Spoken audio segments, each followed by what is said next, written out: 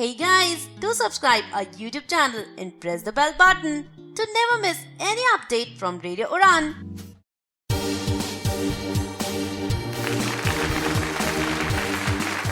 तीरों पर चल रहे तीर, घातों पर पड़ रहे घात।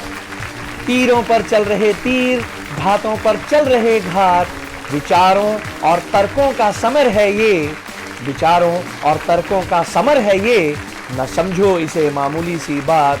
दोस्तों नमस्कार, रेडियो उड़ान पर मैं पुनीत आप सभी का स्वागत करता हूं। आज शुक्रवार रात 10 बजे ऑनलाइन डिबेट कंपटीशन वाद विवाद प्रतियोगिता के इस स्पेशल एपिसोड में। और वाद विवाद प्रतियोगिता आप जानते हैं रेडियो उड़ान पर लॉकडाउन पीरियड के दौरान बड़े ही जोरों और शोरों से चल रही है, जिसमें पूरे देश की लगभग 40 टीमों ने भाग लिया है। और उन 40 टीमों में से कौन होंगे वो 6 जो पक्ष और विपक्ष यानी फॉर द मोशन और अगेंस्ट द मोशन में से होंगे विनर्स। तो इसका हमें भी है और आपको भी है बेसब्री से इंतजार। तो इसी इंतजार में एंजॉय करते रहिए रेडियो उड़ान, सुनते रहिए ऑनलाइन डिबेट कंपटीशन वाद विवाद प्रतियोगिता सिर्फ रेडियो उड़ान पर। और इस कंपटीशन और इस प्रतियोगिता का मकसद आप सभी के मनोरंजन के साथ साथ आपके विचारों और तर्कों की शक्ति को उभारना, परखना और इस यूथ को, युवा वर्ग को एक नई दिशा प्रदान करना है, जिसमें तत्पर हैं हमारे निर्णायक दल के सदस्य। तो चलिए इस खास कार्यक्रम को शुरू करते हैं, आरंभ करते हैं इस इवेंट को। और सबसे पहले निर्णायक मंडल के सदस्यों से आपका परिचय कराते हैं। हमारे साथ सबसे पहले राकेश राणा जी हैं। राणा साहब, आपका प्रोग्राम में स्वागत। बहुत बहुत धन्यवाद पुनीत, मुझे यकीनन बहुत अच्छा लग रहा है यहाँ निर्णायक की भूमिका निभाते हुए। बहुत अच्छे विचार सुनने को मिल रहे हैं।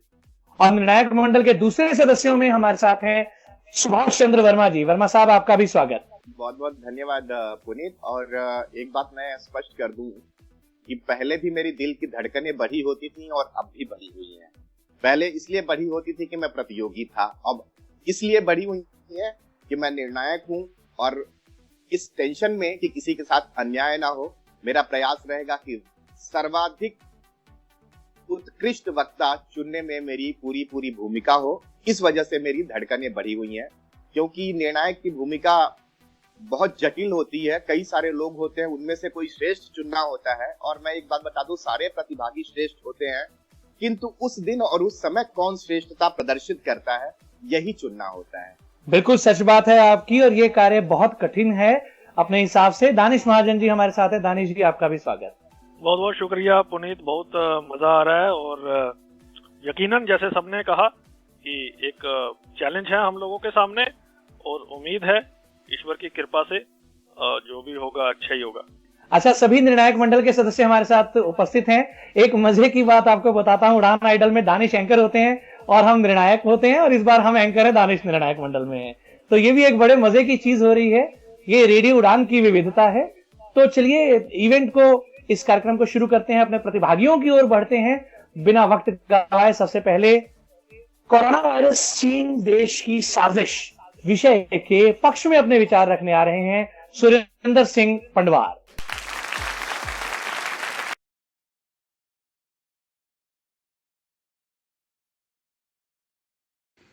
सम्माननीय मंच, सरल पटल पर रखा विषय कोरोना चीन की साजिश है, 100% सही है। मैं सुरेंद्र पंडवार बताना चाहता हूं कि दोष यूं ही नहीं लगाए जाते, ना ही दोष यूं ही लगाए जा रहे हैं। निश्चित ही कोरोना चीन की साजिश ही है, तभी तो चीन ने अपने ही डॉक्टर को गायब कर दिया। किस डॉक्टर को गायब कर दिया? जिसने कोरोना का खुलासा किया था।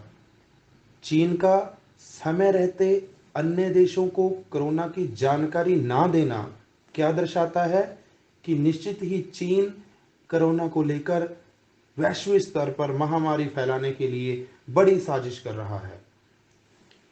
चीन की सरकार का अपने मीडिया पर पूरा दबदबा है, इसलिए वो कोरोना को फैलाने में सफल नहीं, बहुत अच्छे से सफल हो गया।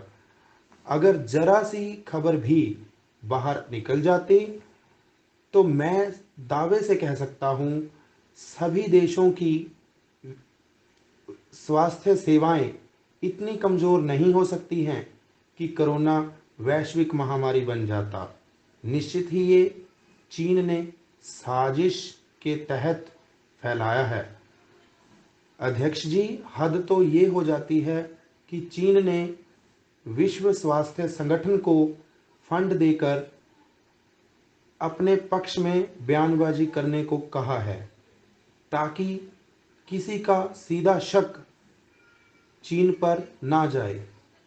और मेरे और विषय के प्रतिपक्षी साथी कह रहे हैं कि कोरोना चीन की साजिश नहीं है। अध्यक्ष जी, कैसे नहीं है कोरोना चीन की साजिश? जब चीन अपने यहाँ कोरोना फैलने के बावजूद अपने लोगों को अन्य देशों में भेजता रहा, तभी तो अन्य देशों में भी कोरोना संक्रमण फैला।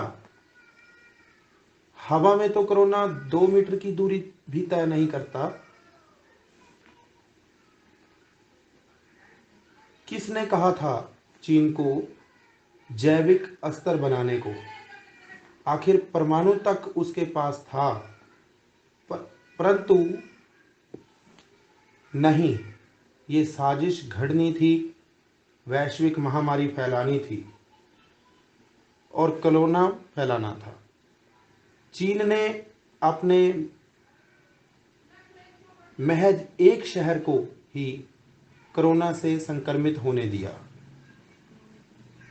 अमेरिका से तुरंत मदद ली और कोरोना पर काबू पा लिया। अब जब अमेरिका में कोरोना बड़े स्तर पर फैल गया है, तो चीन अमेरिका के लिए उस तरह से मदद के लिए आगे बिल्कुल नहीं आ रहा जिस तरह से वो आ सकता है। इससे साफ दिखता है कि कोरोना चीन की सोची समझी साजिश है। अध्यक्ष जी, मेरा ज्ञान कम हो सकता है मेरे प्रतिपक्षियों के हिसाब से, परंतु कई देशों का मीडिया चीख चीख कर कह रहा है कि निश्चित ही कोरोना चीन की साजिश है। अंत में कहूँगा, प्रत्यक्ष से प्रमाण मांग रहे हो, प्रत्यक्ष से प्रमाण मांग रहे हो, तुम भी किसी साजिश के शिकार लगते हो। धन्यवाद। बहुत बढ़िया सुरेंद्र जी, बहुत अच्छी प्रस्तुति आपकी, एक अच्छा प्रयास। और इस वाद विवाद प्रतियोगिता से संबंधित सभी कायदे कानून नियम आपको पहली ही कड़ी में स्पष्ट कर दिए गए थे, उन पर अधिक बोलने की कोई आवश्यकता नहीं है। जल्दी बढ़ता हूं निर्णायक मंडल के सदस्यों की ओर। सबसे पहले सुभाष जी। मैंने सुरेंद्र जी का वक्तव्य बहुत ध्यान से सुना और मैंने जो चीजें अनुभव की कि सुरेंद्र जी पढ़ रहे हैं और बहुत धीरे धीरे पूर्ण विराम अल्प विराम लगा के जैसे कोई कहानी सुना रहे हो। वाद विवाद में आप प्रश्न करते हैं अपने विपक्षी वक्ताओं से, और जो विपक्षी वक्ताओं के तर्क होते हैं आप उन तर्कों को काटते हैं। अब श्रोताओं का एक तर्क हो सकता है, जब हम ऑनलाइन प्रतियोगिता में होते हैं तो समस्या ये होती है कि आप सभी प्रतिभागियों को नहीं सुन सकते, किंतु आपकी एक टीम है तो आप पक्ष और विपक्ष दोनों तैयार करते हैं। और अगर मान लीजिए कि आप अपने प्रतिपक्षी के तर्क नहीं काटते, इसका मतलब आप सही डिबेट नहीं कर रहे हैं। और आप दो प्रतिपक्षी हो सकते हैं। आप स्वयं जब तैयारी करते हैं पक्ष या विपक्ष में, तो आप पहले तैयारी कीजिए, फिर अगर आप पक्ष में बोल रहे हैं तो कल्पना कीजिए कि आप विपक्ष में क्या बोलेंगे और उन तर्कों को भी काटिए, और तब जाकर के आपका वाद विवाद सही बनता है। सुरेंद्र जी, आपने प्रयास अच्छा किया है, किंतु मुझे संतोषजनक नहीं लगा और मैं क्षमा चाहता हूं आपसे इस संदर्भ में। मैं उम्मीद करता हूं कि आप पुनः तैयारी करके आएंगे और उत्कृष्टतम वक्तव्य देंगे। धन्यवाद। बहुत अच्छी बात है, और मजे की बात यह है कि आपको साथ के साथ जो टेक्निकल चीजें बताई जा रही हैं, ये आपके लिए बहुत महत्वपूर्ण हो सकती हैं जब आप किसी दूसरी प्रतियोगिता में, विशेष रूप से वाद विवाद प्रतियोगिता में भाग लें। जी दानिश जी। सर, पहली बात तो ये है कि आप में मुझे कॉन्फिडेंस की बहुत कमी लगी। दूसरी बात, मुझे अग्रेशन की उससे भी ज्यादा कमी लगी। तीसरी बात मुझे लगी कि आपने फैक्ट्स के साथ छेड़छाड़ की है। जैसे आपने एक जगह कहा कि अगर जरा सी जानकारी भी बाहर आ जाती तो संभल जाते, तो ये बात सही है कि इस बात पर डिबेट की जा सकती है कि जो जानकारी आई वो सही है या गलत है, पर ये कह देना कि जानकारी बाहर नहीं आई, वो भी जरा सी, ये गलत लगता है मुझे। बाकी सुभाष जी ने जितने भी पॉइंट्स बताया उससे कम्प्लीटली एग्री करता हूँ, और मुझे लगता है कि आप थोड़ा सा कॉन्फिडेंस लाएं और जोश लाएं। आपके पॉइंट्स कुछ अच्छे भी थे और आप कर सकते हैं, यू हैव पोटेंशियल। इस बार के लिए माफी चाहता हूँ, शुभकामनाएं आपको नेक्स्ट टाइम के लिए। जी राणा साहब। सुरेंद्र जी, आपके संबंध में मैं अपने साथी निर्णायकों के साथ जाना चाहूँगा। आपके जो वक्तव्यों में आक्रामकता की बहुत कमी है, और आपने तथ्यों के साथ, जैसे कि दानिश ने पीछे बताया है, बहुत गड़बड़ियाँ की हैं। मैं उम्मीद करता हूँ आप उसमें सुधार करेंगे अगली बार के ऊपर, और मैं ज़्यादा कुछ कहूँगा नहीं। वर्मा सर और दानिश पहले ही बहुत कुछ कह चुके हैं, तो मैं आपको शुभकामनाएं देता हूँ आगे के लिए, और आप आगे प्रयास करें। मैं आपको आगे के लिए कंसिडर नहीं कर पाऊंगा। तथ्यों के साथ छेड़छाड़ न करते हुए अपने वक्तव्य को रखना, क्योंकि बहुत बार तथ्य सही उपलब्ध नहीं होते, लेकिन जो उपलब्ध होते हैं उन्हें ज्यों का त्यों रखना एक वक्ता के लिए जरूरी होता है। बिना देर किए इस दल की, इस टीम की प्रस्तुति को आगे बढ़ाते हैं। विषय का पुरजोर विरोध करने के लिए आ रहे हैं मनदीप सिंह। अध्यक्ष जी, सदन पटल पर रखा विषय कोरोना वायरस चीन की साजिश है, मेरे प्रतिपक्षीय साथियों का बेबुनियाद आरोप है।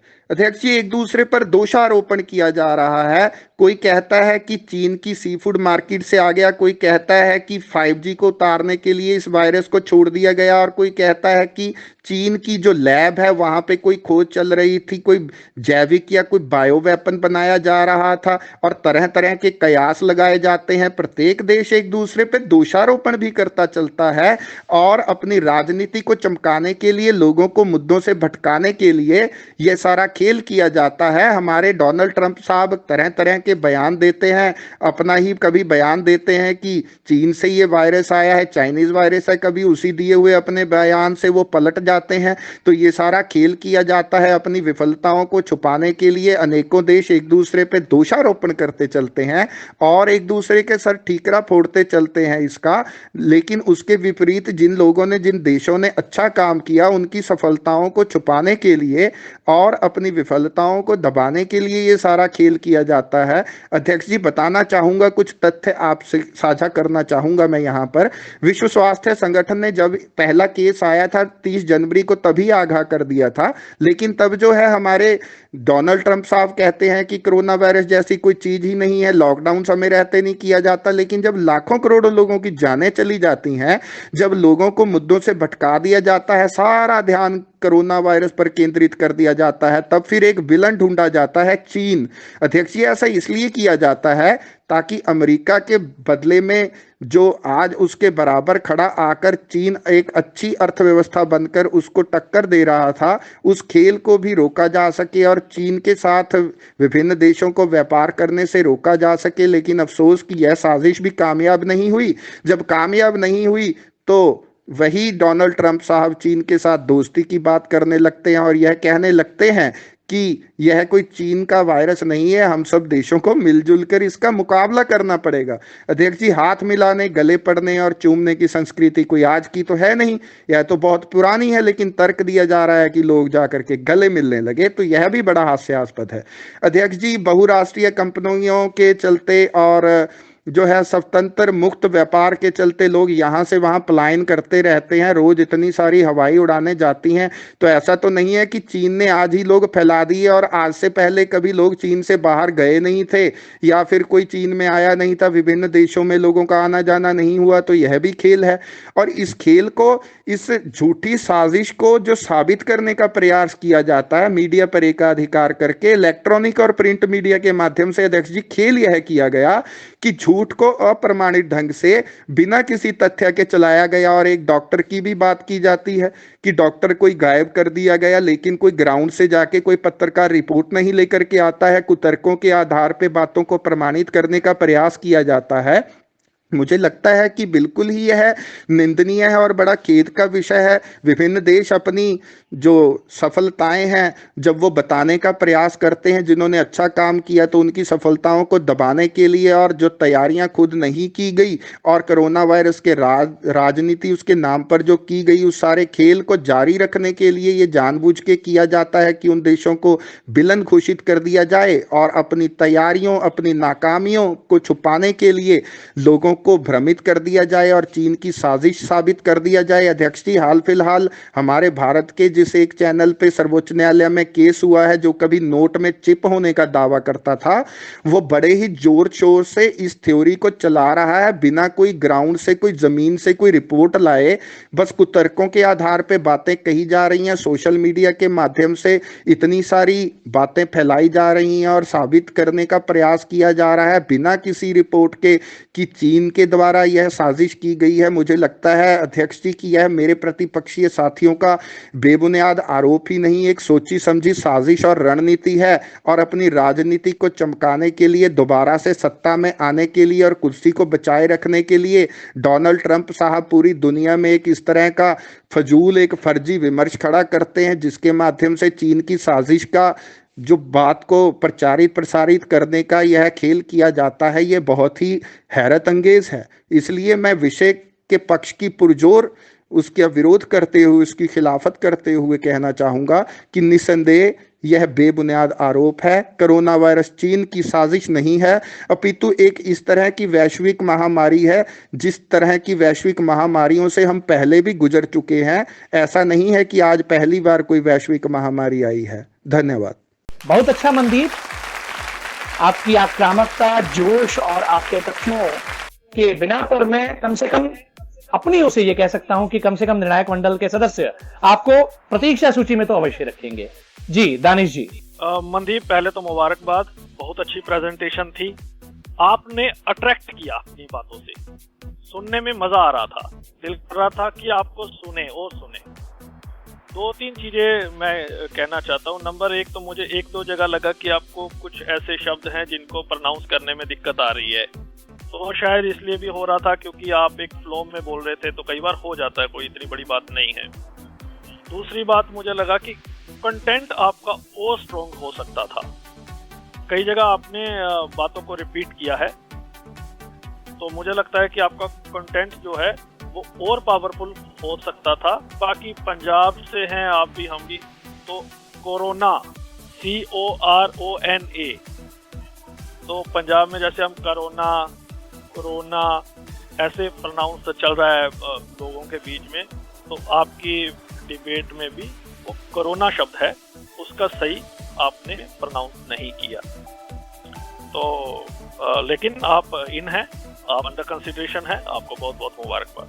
बहुत बढ़िया जी। राणा साहब। मनदीप, आपने अपने वक्तव्यों में बहुत एक रुकता रखी है, जिस बात को लेकर मैं बहुत खुश हूँ। जिसे फ्लुएंसी कहते हैं वो आपके वक्तव्यों में पूरी तरह से पाई गई है। और भाषाई शुद्धिकरण की जहाँ तक बात है, तो वो हिंदी प्रदेश के जो नहीं है उनके साथ ये समस्या आती है। इस बात को मैं इग्नोर कर रहा हूँ और आपने बहुत अच्छा किया है। बस एक बात मैं ज़रूर कहना चाहूँगा कि आप जानते हैं ये वैश्विक स्तर का मामला है और आपने पूरी तरह से अपने वक्तव्यों में इस बात से हटे नहीं है, सिवाय एक जगह के, जो आपने न्यूज़ चैनल का जिक्र किया है। इस तरह के जिक्र आप तभी करें जब आपको जरूरी लगे, वरना इस तरह के जिक्रों से, जो घरेलू जिक्र होते हैं, घरेलू मीडिया जिस तरह के जिक्र करती है, उससे बचें तो मेरे ख्याल से सही रहेगा। वैसे आपने बहुत अच्छा कहा है और मैं आपको कंसिडर कर रहा हूँ आगे के लिए। आपको मुबारक, आप इंतजार करें। बहुत बहुत मुबारक।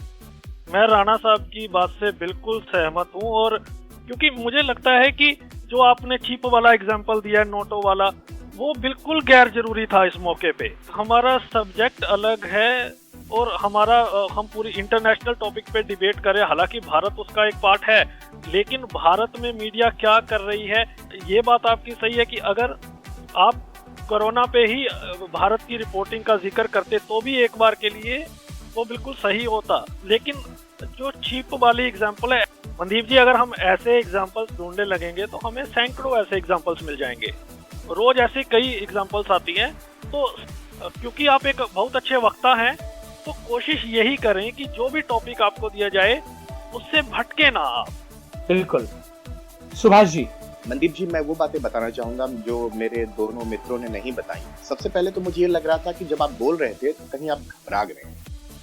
दूसरी चीज जो मुझे लगी वो ये कि आप बोल तो बहुत अच्छा रहे थे, इसमें कोई शक नहीं है, लेकिन कहीं ना कहीं आप अंदर से घबराए हुए थे। और तीसरी चीज जो मैंने नोटिस की वो ये कि आपका जो आत्मविश्वास था वो ऊपर नीचे हो रहा था। पहली बात, जब आप बोलते हैं तो फ्लो बहुत अच्छा था, इस फ्लो को मेंटेन कीजिए। दूसरी चीज ये है कि भाषा पर आप अच्छी तरह ध्यान दीजिए और पहले एक दो बार आप रिकॉर्ड करके खुद सुने तो आपको इससे आपकी कमियां जो है वो पता लग जाती हैं। और तीसरी अगली चीज जो मैं बताना चाहूंगा वो ये है कि जब आप वाद विवाद प्रतियोगिता में जाते हैं, बोलते हैं, तो बहुत से लोगों ने बहुत कुछ बोला है। मैं सीधी सी बात बताता हूँ, उसे बोलना क्या चाहिए। परम आदरणीय अध्यक्ष महोदय, निर्णायक मंडल, उसके बाद आप अपना वक्तव्य शुरू करें। बाकी कुछ बोलने की जरूरत नहीं होती है, उसके स्ट्रेट अवे बात आप लोग शुरू कर दें। बहुत सारे लोगों ने बहुत कुछ बोला है कि आप सभी को नमस्कार और ये वो सब बोलने की कभी जरूरत नहीं होती, सीधा बोलें। परम आदरणीय अध्यक्ष महोदय, निर्णायक मंडल, मैं विषय के पक्ष या विपक्ष में अपने विचार प्रस्तुत करने जा रहा हूँ। बस ये होता है डिबेट का डिबेटिंग स्टाइल। और मुझे लगता नहीं कुछ कहने की जरूरत है, मेरे साथियों ने सब बहुत विस्तृत प्रकाश डाला है। बाकी मेरी शुभकामनाएं आपके लिए हैं, हम आपको आगे के लिए कंसिडर कर रहे हैं, कम से कम मैं कर रहा हूँ। धन्यवाद। चलिए मनदीप, बहुत शुभकामनाएं आपको। और देखिए, आप ही के ऊपर निर्णय देने में काफी समय हमारे निर्णायक मंडल के सदस्यों ने लगाया है, तो इससे पता चलता है कि आपके अंदर का जो पोटेंशियल है उससे किस हद तक समझे हैं ये लोग। तो चलिए बिना वक्त गवाए इस प्रतियोगिता को आगे बढ़ाते हैं और अगली प्रतिभागी हमारे बीच में पक्ष में आ रही हैं सोनाक्षी टंडन।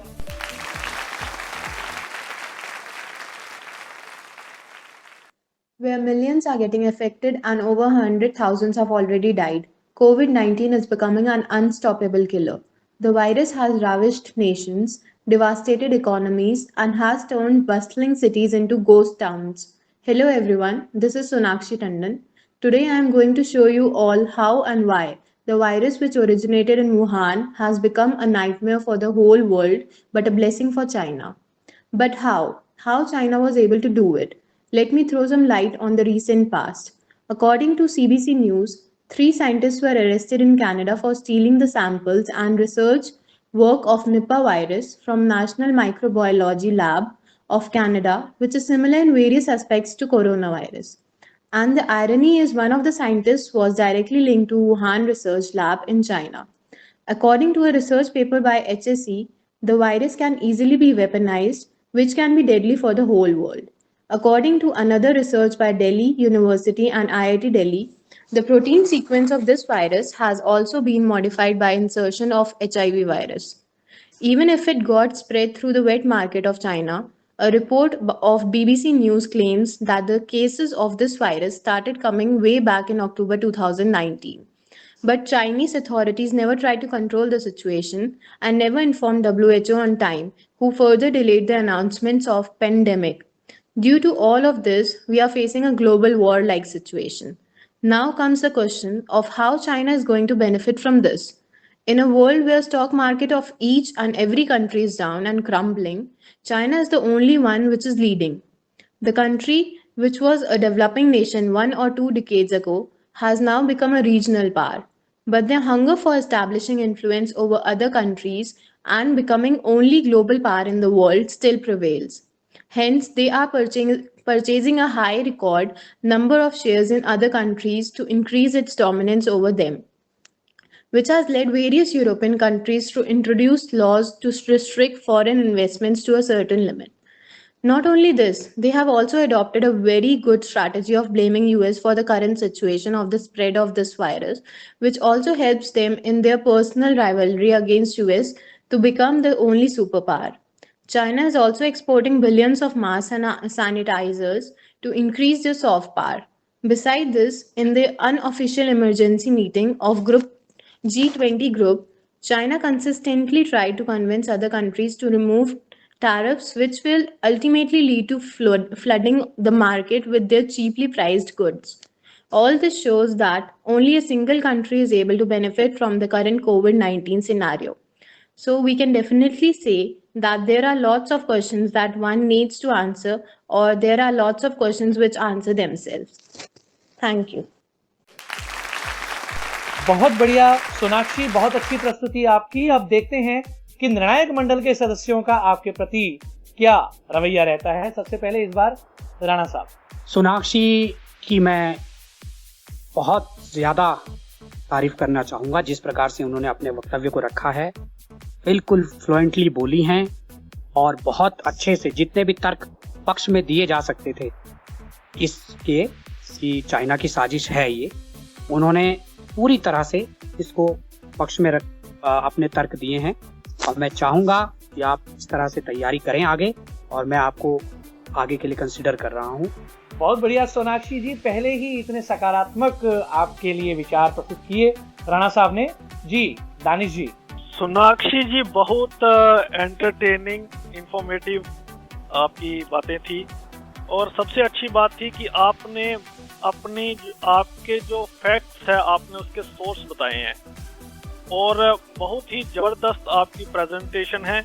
एक चीज अगर मुझे कोई बोले कि बतानी ही बतानी है, क्योंकि आपकी प्रेजेंटेशन में ऐसा सच कुछ है नहीं कि मैं कोई गलती निकालूं, तो वो यही है कि आप थोड़ा सा और प्रेजेंटेशन को और हल्का सा और अग्रेशन ला सकती हैं अपनी बातों में, और प्रेजेंटेशन को हल्का सा सुधार सकती हैं।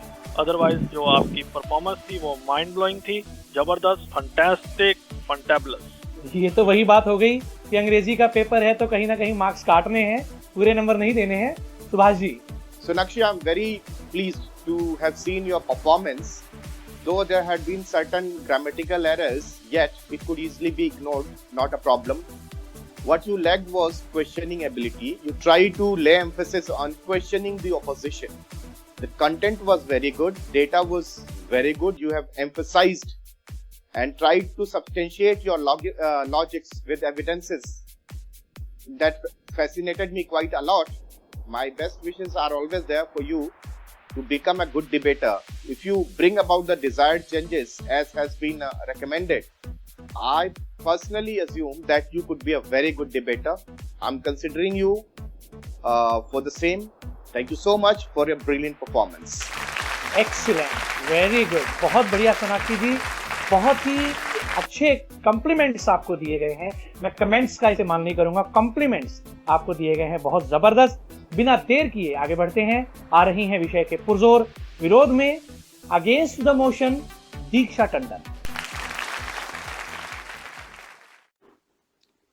Hello everyone, this is Deeksha Tandon. It is a very tough situation we are facing these days of COVID-19, with 19.5 lakh cases reported globally and 1.23 lakh deaths worldwide as on date. It is difficult to deal with this scenario, seeing the global economy crashing and increasing number of cases every day. But this is not just it. The present condition is made worse by blaming China, saying that they plotted this conspiracy against the whole world for their own benefit.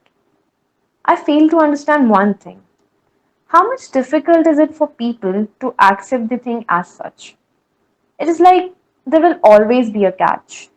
Well, let me just clarify this here. Coronavirus is not an artificially made virus. It is a mutated virus. In fact, 2020, the Financial Times quoted that there is no evidence whatsoever of genetic engineering that they can find, and the evidence they have is that the mutations are completely consistent. Another point I want to add with this is that an artificially made virus like that of COVID-19 will be no normal virus but a biological weapon. As on 26 March 1975, 183 countries had signed Biological Weapon Convention, including China, that stated that neither bioweapon research will be done nor it will be made by any of these countries. It is strictly prohibited basically. So the chances of coronavirus being artificially made narrows down to very low possibility. As a matter of fact, a few soldiers of USA who went to Wuhan died in mysterious condition in November 2019. It was told that they had influenza and due to that they died sudden death. But the hospital they were admitted into didn't even have a single kit for checking pneumonia. So it might be that the zeroth patient for COVID-19 was one of those army personnel as claimed by Chinese government. But again, blaming each other won't benefit. Speaking of benefit, there is a rumor that China will be benefited by COVID-19 situation. Well, that seems quite unrealistic. They are also facing lockdowns and big financial losses to their economy. Even if they try to manufacture and export their goods to other countries, it won't be possible because global market is shut down. So you see, it's a chain reaction and everyone is suffering from it. Although Chinese communities are bearing a little more brunt than others, given the situation of China being at the gunpoint of plotting this whole conspiracy. There are news about Chinese people being bullied and facing racial attacks in many parts of the world. Government is trying its best to contain the virus by implementing lockdowns. Doctors are trying their level best to cure the infected people and develop the antidote. We ourselves are trying to save ourselves and protect our loved ones by staying at home. Amidst all these hardships, let us try not to add on to the problems by blaming each other of conspiracy. Rather, let us just stand together boldly and spread the positive vibes of overcoming the situation. Thank you. बहुत बढ़िया दीक्षा, बहुत अच्छी प्रस्तुति आपकी। आपने भी एक काबिल डिबेटर की तरह, एक वक्ता की तरह अपनी प्रस्तुति को दिया है, लेकिन हमारे निर्णायक मंडल के सदस्यों का क्या विचार है आपको लेकर, ये जानना बहुत ज्यादा जरूरी है, क्योंकि अंत में निर्णय तो उन्हीं का मान्य होगा। फिलहाल Subhash ji. Well, Puneet, Diksha too has been excellent, and I assume that both of them have prepared well, planned well, they have shaped up very well, magnificent performance. She too could be a very good debater, provided she works hard and just listens to certain university debate or the school debate. She has a bright future. I'm considering her for the final result. Very good जी। राणा साहब। दीक्षा, बहुत well prepared debate है, वक्तव्य है आपका, और आपने बहुत शानदार वक्तव्य दिया है। आपकी प्रतिस्पर्धी यानी कि सोनाक्षी और आपकी दोनों के जो वक्तव्य हैं वो बहुत तैयार हैं। जैसा कि वर्मा सर ने कहा, मैंने पिछले कार्यक्रम में भी जब हमने सुना तो कुछ ही लोग थे जिनका ऐसा लग रहा था कि पूरी तरह से तैयार किया है उन्होंने अपनी स्पीच को, और मुझे बेहद खुशी हुई। बस मैं एक बात ये कहना चाहूँगा कि सोनाक्षी की अपेक्षा आक्रामकता आपके वक्तव्य में कम है, और मुझे लगता है कि जब हम आपको आगे के लिए कंसिडर कर रहे हैं, मैं कर रहा हूँ, लेकिन जब निर्णय होगा अंतिम तो उसमें कहीं ना कहीं आपको इस बात का थोड़ा सा नुकसान हो सकता है। वैसे आप तैयारी करें आगे के लिए, मैं उम्मीद करता हूँ आप अच्छा करेंगे। एक चेतावनी के साथ आपको कंसीडर किया जा रहा है। दानिश जी। मेरे जो कमेंट्स है वो राणा साहब पहले ही चुरा चुके हैं। आप दोनों की जो तैयारी है, रिसर्च है, कोई जवाब नहीं है उसका। कमेंडेबल, जबरदस्त। आप दोनों ने रिसर्च बहुत अच्छी की है। जो लोग बायो वेपन का तर्क दे रहे थे, तो मुझे लगता है आपने अपनी बातों में बहुत अच्छा उसका जवाब दिया है। जब आप बायो वेपन कन्वेंशन की बात करती हैं, तो ये अभी तक आपने पहली बार इस संधि का हवाला दिया है इस डिबेट में। मुझे ये बहुत अच्छा लगा सुन के। दूसरी बात, राणा साहब ने जो मैंने कहा कि आपका जो अग्रेशन है वो आपके पार्टनर के कंपैरेटिवली कम है, लेकिन आपको इसका नुकसान इसलिए नहीं होगा क्योंकि हम दोनों कैटेगरीज में अलग अलग विनर चूज कर रहे हैं। तो आपके विपक्ष का या आपके जो साथी हैं, तो उनका कोई असर आपकी जजमेंट पे नहीं पड़ेगा। बाकी लोगों के साथ आपका कंपटीशन है, लेकिन मज़ा आया। थोड़ा सा अग्रेशन और होता, क्योंकि मेरे को अग्रेशन चाहिए। मेरे जो पॉइंट्स हैं उसमें अग्रेशन का बहुत इंपॉर्टेंट रोल है। तो अग्रेशन अगर होता तो सोने पे सुहागा हो जाता। It would have been icing on the cake. Nevertheless एक जबरदस्त परफॉर्मेंस, आप अंडर कंसिडरेशन है। बहुत अच्छी बात है Diksha, congratulations, you are under consideration. निजी तौर पर मैंने देखा है कि आजकल बहुत सारे लोग जो हैं वो वाद विवाद प्रतियोगिता में अग्रेशन की मांग नहीं करते हैं, लेकिन यहाँ कहीं कहीं मांग हो भी रही है। तो ये सबका अपना अपना व्यू पॉइंट है, सबके अपने अपने तथ्य हैं जिनके आधार पर निर्णय होता है। तो अगली टीम की ओर बढ़ते हैं। अगले प्रतिभागी हमारे लिए अपनी प्रस्तुति लेकर आ रहे हैं बद्री प्रसाद।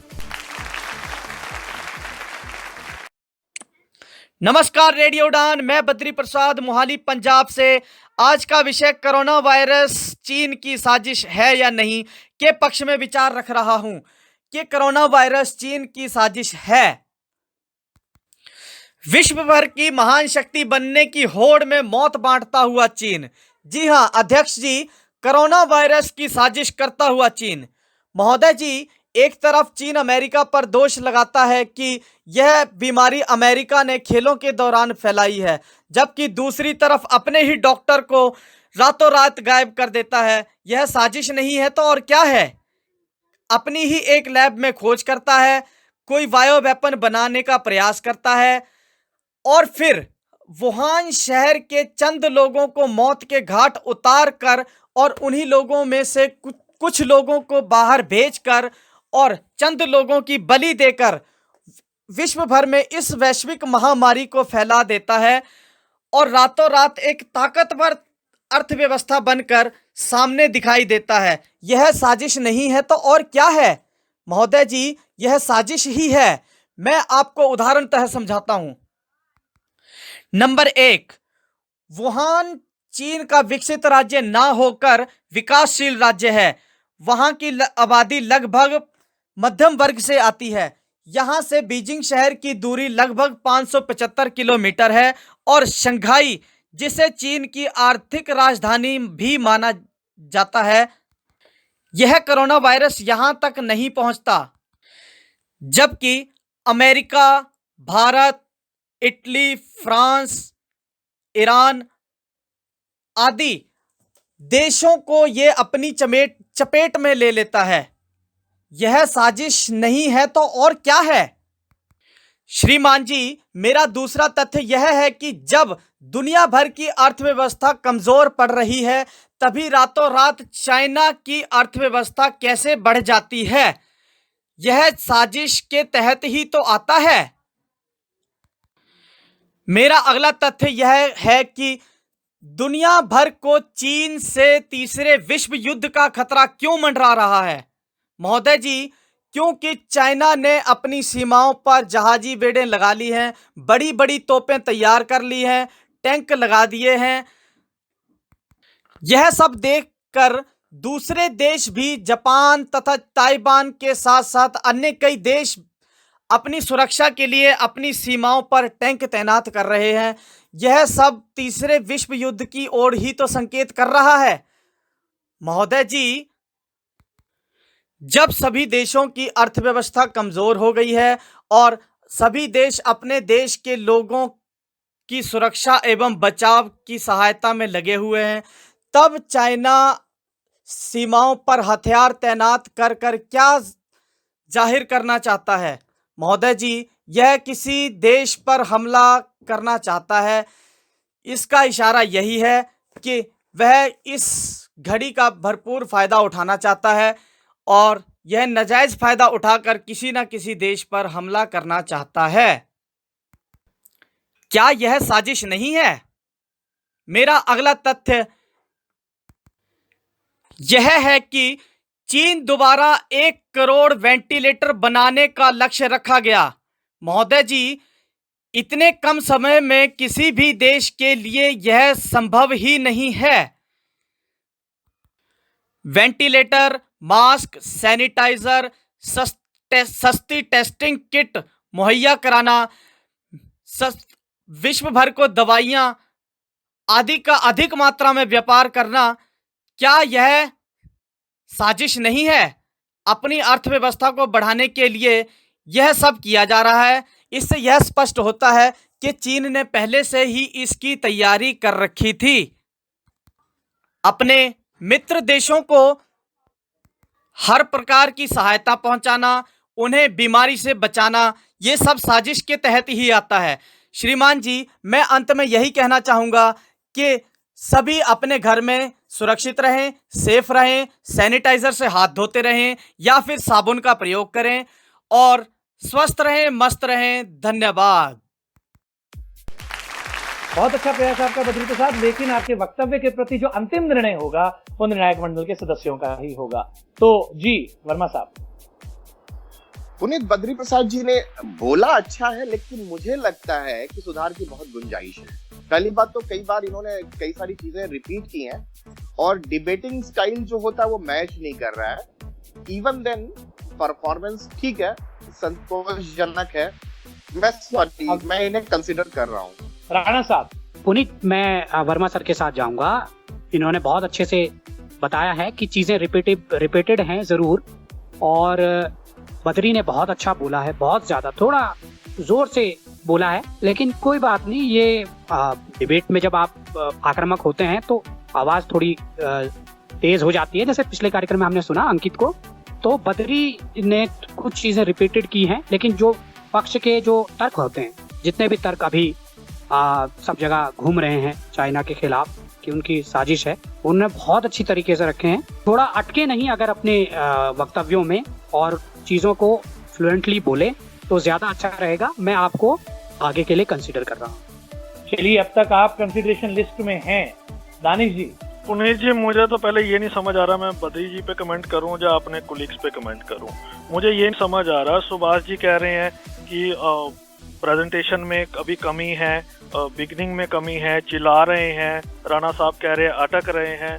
मुझे लग रहा है कि जो बद्री जी हैं वो हमारे रेडियो के लिए बहुत अच्छे साबित हो सकते हैं, वो रिपोर्टिंग के लिए बहुत अच्छे हैं। जो उन्होंने कहा उसमें एक तो मुझे लगता है कि वो टॉपिक से डाइवर्ट किए हैं, और मुझे जो उनकी प्रेजेंटेशन है, सुभाष जी ने भी जैसे कुछ कहा कि उसमें बहुत ज़्यादा गुंजाइश है। मुझे नहीं समझ आ रहा इन दोनों मेरे कोलीग्स ने किस बेस पे इन्हें कंसीडर किया है। मुझे इस परफॉर्मेंस में ऐसा कुछ नहीं लगा। बहुत ज़्यादा इनको इम्प्रूवमेंट की ज़रूरत है। हालांकि जोश बहुत अच्छा है, लेकिन जो जोश है वो भी अटैक नहीं कर रहा, वो कानों में लग रहा है।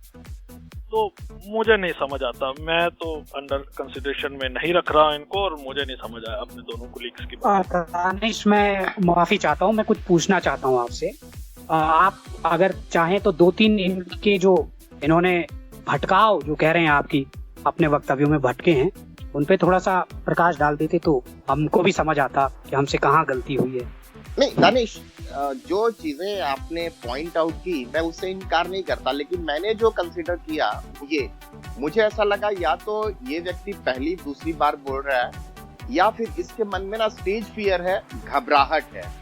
और घबराहट में कई बार मुझे ये नहीं समझ आ रहा कि आप डिफेंड कर रहे हैं या आप तो और 2 गलतियां और बढ़ा रही हैं उनकी। तो मुझे लेकिन जो मैंने चीज नोटिस की, जब आप इतने बड़े लेवल पे कर रहे हो तो आपको प्रिपेयर होके आना चाहिए। आपने थर्ड वर्ल्ड वॉर की बात की, आपने जो तीसरे विश्व युद्ध की बात की। भाई, जो विश्व युद्ध होता है वो कुछ कंट्रीज के बीच में होता है, 1 वर्सेस ऑल नहीं होता। राणा साहब ने मुझसे पूछा कि कहाँ डाइवर्ट हुए। अरे भाई, जो आपने वर्ल्ड वॉर की जिक्र किया, जो तीसरे विश्व युद्ध का, मुझे नहीं लगता इसमें कोई जरूरत थी उसकी। आपका जो विश्व युद्ध अगर होता है सिर्फ 1 वर्सेस ऑल नहीं होता, उसमें दोनों कंट्रियां बंटी होती है और एक युद्ध चल रहा है। यहाँ पे जो हमारे पास अभी आंकड़े आ रहे हैं उसमें सिर्फ और सिर्फ हम चाइना की बात कर रहे हैं। तमाम रिपोर्ट्स में ऐसी कोई भी रिपोर्ट अभी तक नहीं आई है। तो नहीं, मुझे नहीं समझ आता। ठीक है, इन दोनों की राय है, उसको हम की राय का सम्मान करते हुए मेरा। चलिए, अब यहाँ पर इस विषय को यही समाप्त करते हैं। अपने निर्णायक मंडल के सदस्यों को थोड़ा पानी वानी पिलाते हैं, एक ब्रेक पर चलते हैं।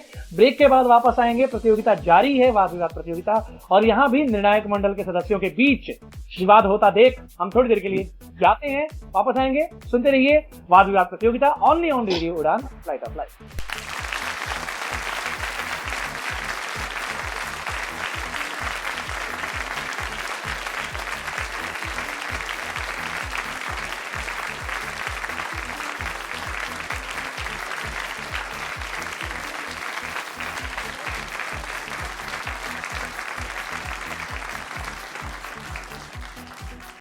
Saksham has converted the award-winning novel of the JCB Prize 2020, Far Field by Madhuri Vijay, to accessible EPUB 3.0 format. You can get the accessible version from Saksham Library or can download from online library Sugamya Pustakalay. The Far Field follows the inner grief of a woman on a dangerous journey and along the way witnesses the turbulence spreading rapidly in Kashmir in the 1990s. But in no instance does the novel become about the Kashmir issue or limit itself to its military and militancy. At its heart, it remains the story of Shalini, her quest for closure, and her experience of Kashmir as a place that's much more than the sum of its violence.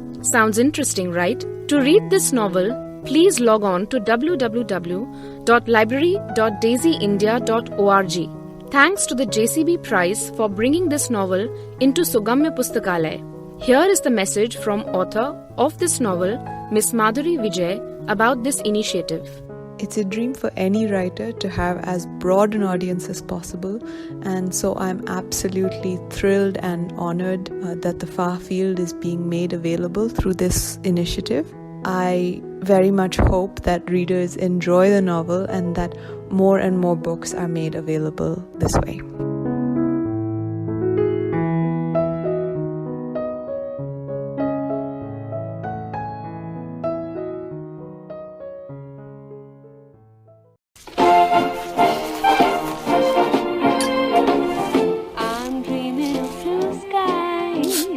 अगर चोट आसानी से लगे तो मदद भी आसानी से मिलनी चाहिए। इसलिए अब से सावलॉन की बोतल आती है नेत्रहीन सहायक ब्रेल मार्किंग के साथ। रेडियो उड़ान पर होने जा रहा है मेगा क्विज शो जीके का डॉन। जी हाँ, यहाँ पर होंगे जीके से जुड़े ढेर सारे सवाल। अगर आप अपने आप को समझते हैं जीके के मास्टर, तो चलिए हो जाए टेस्ट। टेस्ट के साथ साथ आप जीत पाएंगे मेगा प्राइजेस भी। तो है ना सोने पे सुहागा? जल्दी से करवाना होगा रजिस्ट्रेशन, क्योंकि सीट्स बहुत लिमिटेड हैं। सिर्फ 32 टीम्स ही इस मेगा शो में पार्ट ले सकती हैं। उसके लिए क्राइटेरिया बहुत सिंपल है। आपको 12th पास होना चाहिए, कॉलेज या फिर किसी वोकेशनल कोर्स में रजिस्टर होना चाहिए। आप अगर डिसेबल्ड हैं तो आपका पार्टनर नॉन डिसेबल होना चाहिए। रजिस्ट्रेशन के लिए आज ही कॉल कीजिए 7303618485 पर और बन जाइए इस मेगा क्विज का हिस्सा। सुनते रहिए रेडियो उड़ान, फ्लाइट ऑफ लाइफ।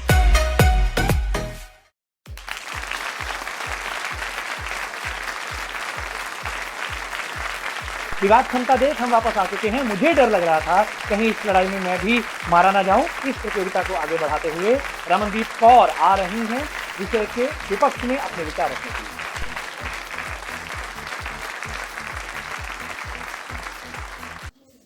विफलताओं से अवगत नहीं करवाती सरकार, बस दोष पे दोष दिए चलती है।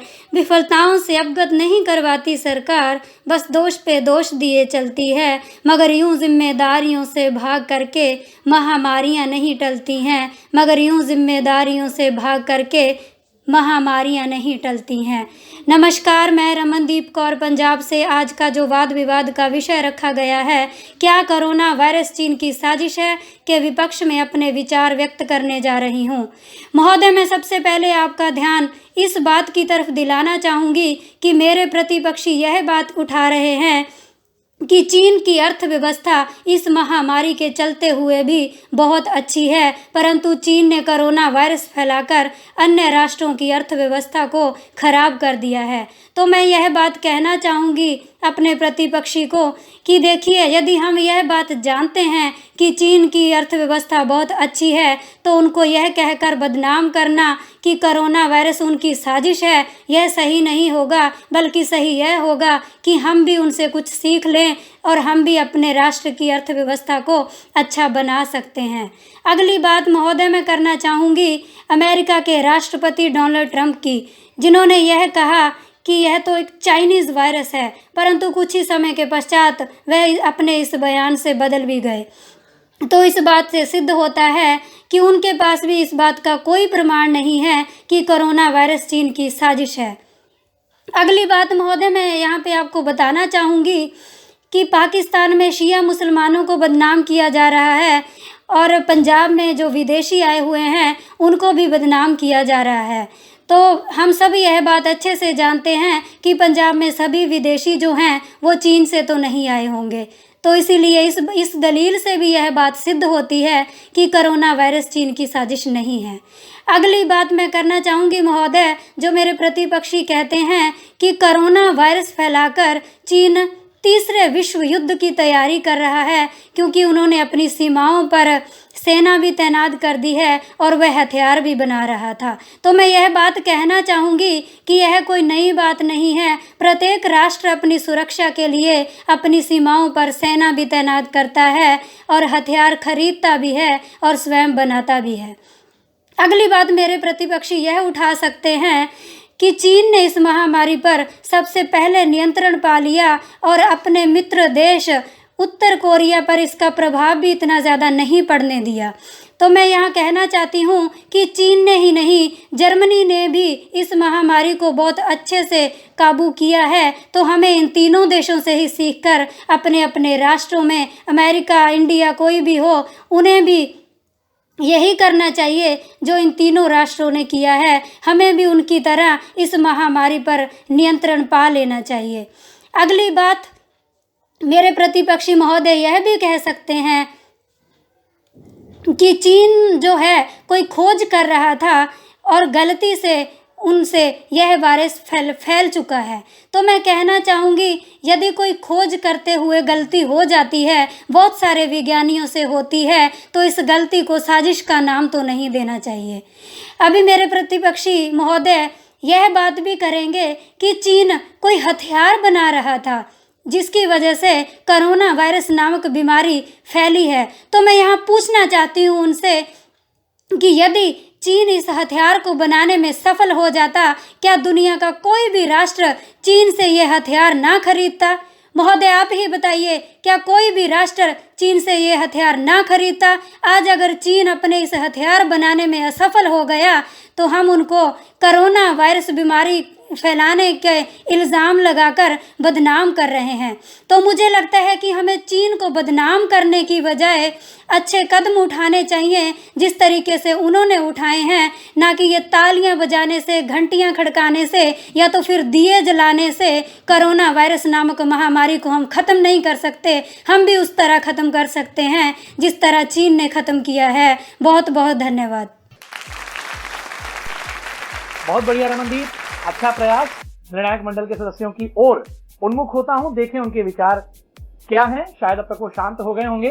जी दानिश जी। इससे पहले मैं रमन जी के ऊपर अपने रिमार्क्स दूं तो मैं बद्री जी से एक विनम्र विनती करना चाहता हूं कि जो हमारी रिमार्क्स थे उसको आप अदरवाइज ना लें। वो आपका प्रयास बहुत अच्छा था, क्योंकि लड़ाई में इन्होंने मुझे बोलने नहीं दिया, तो आपका प्रयास बहुत अच्छा था और कहीं भी ऐसे मेरे कमेंट्स नहीं थे जो आपको हर्ट करें।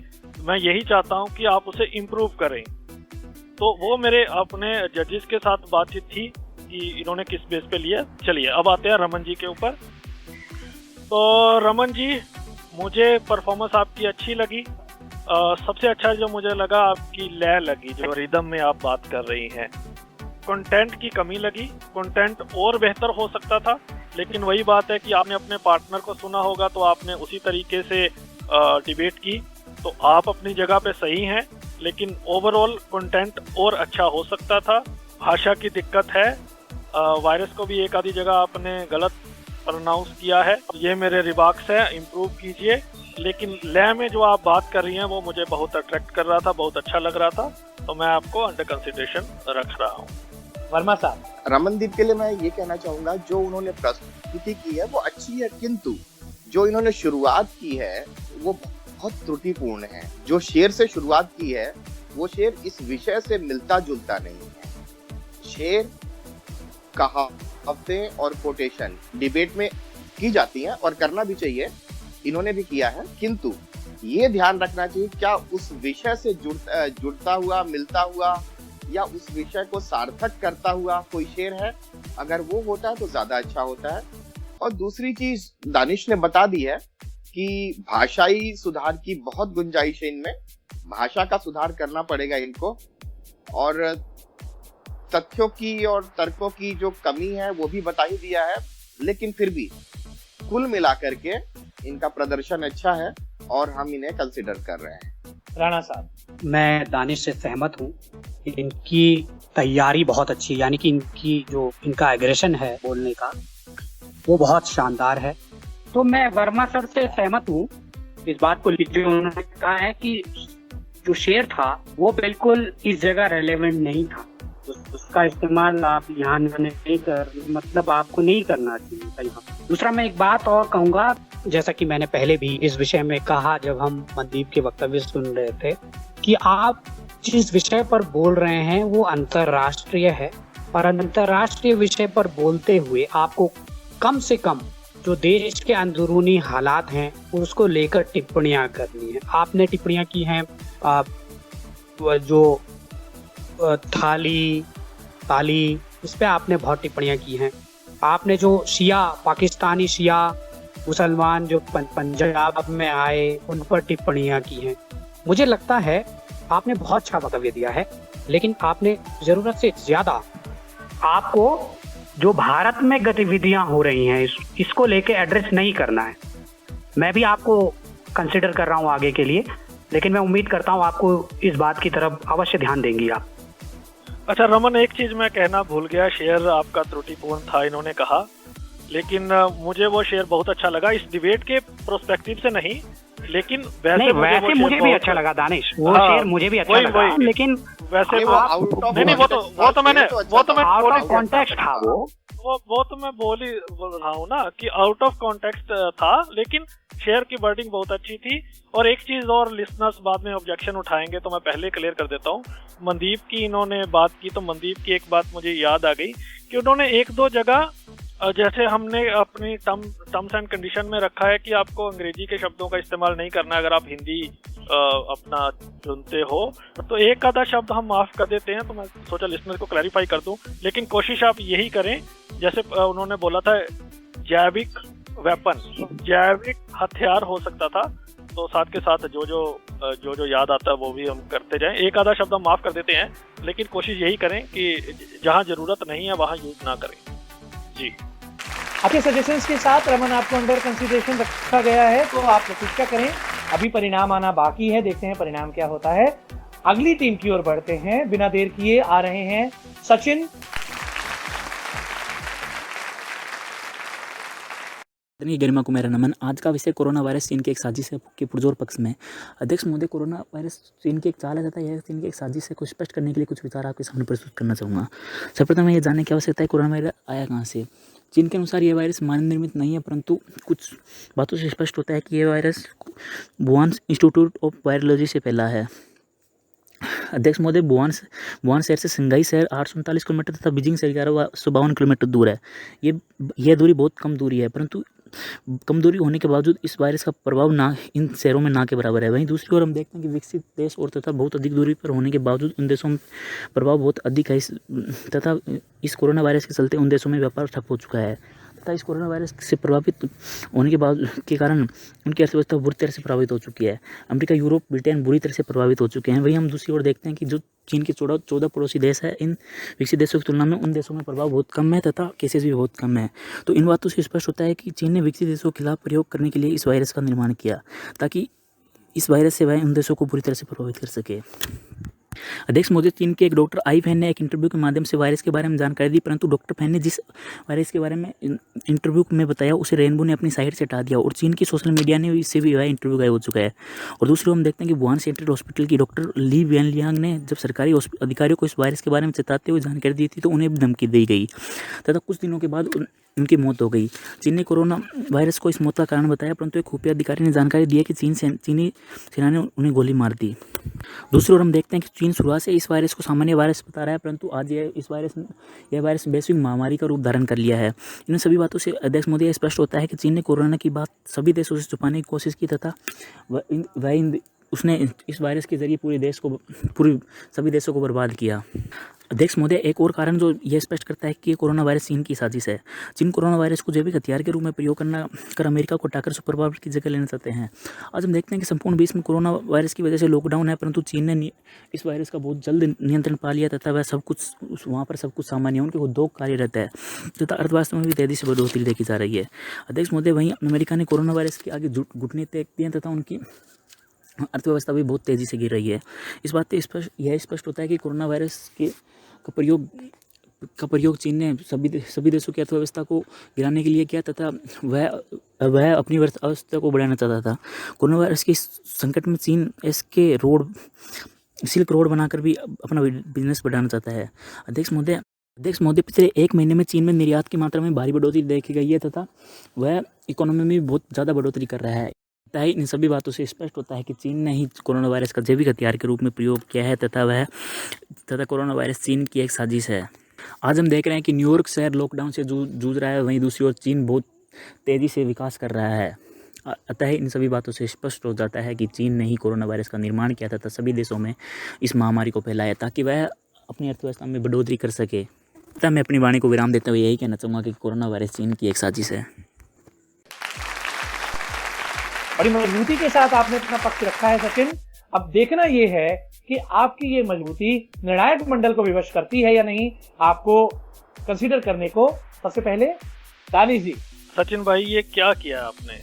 प्रयास अच्छा था लेकिन बहुत कमियां थी। एक तो आपकी वॉइस आगे पीछे हो रही है थ्रू आउट, आपका फेस हिल रहा है माइक से।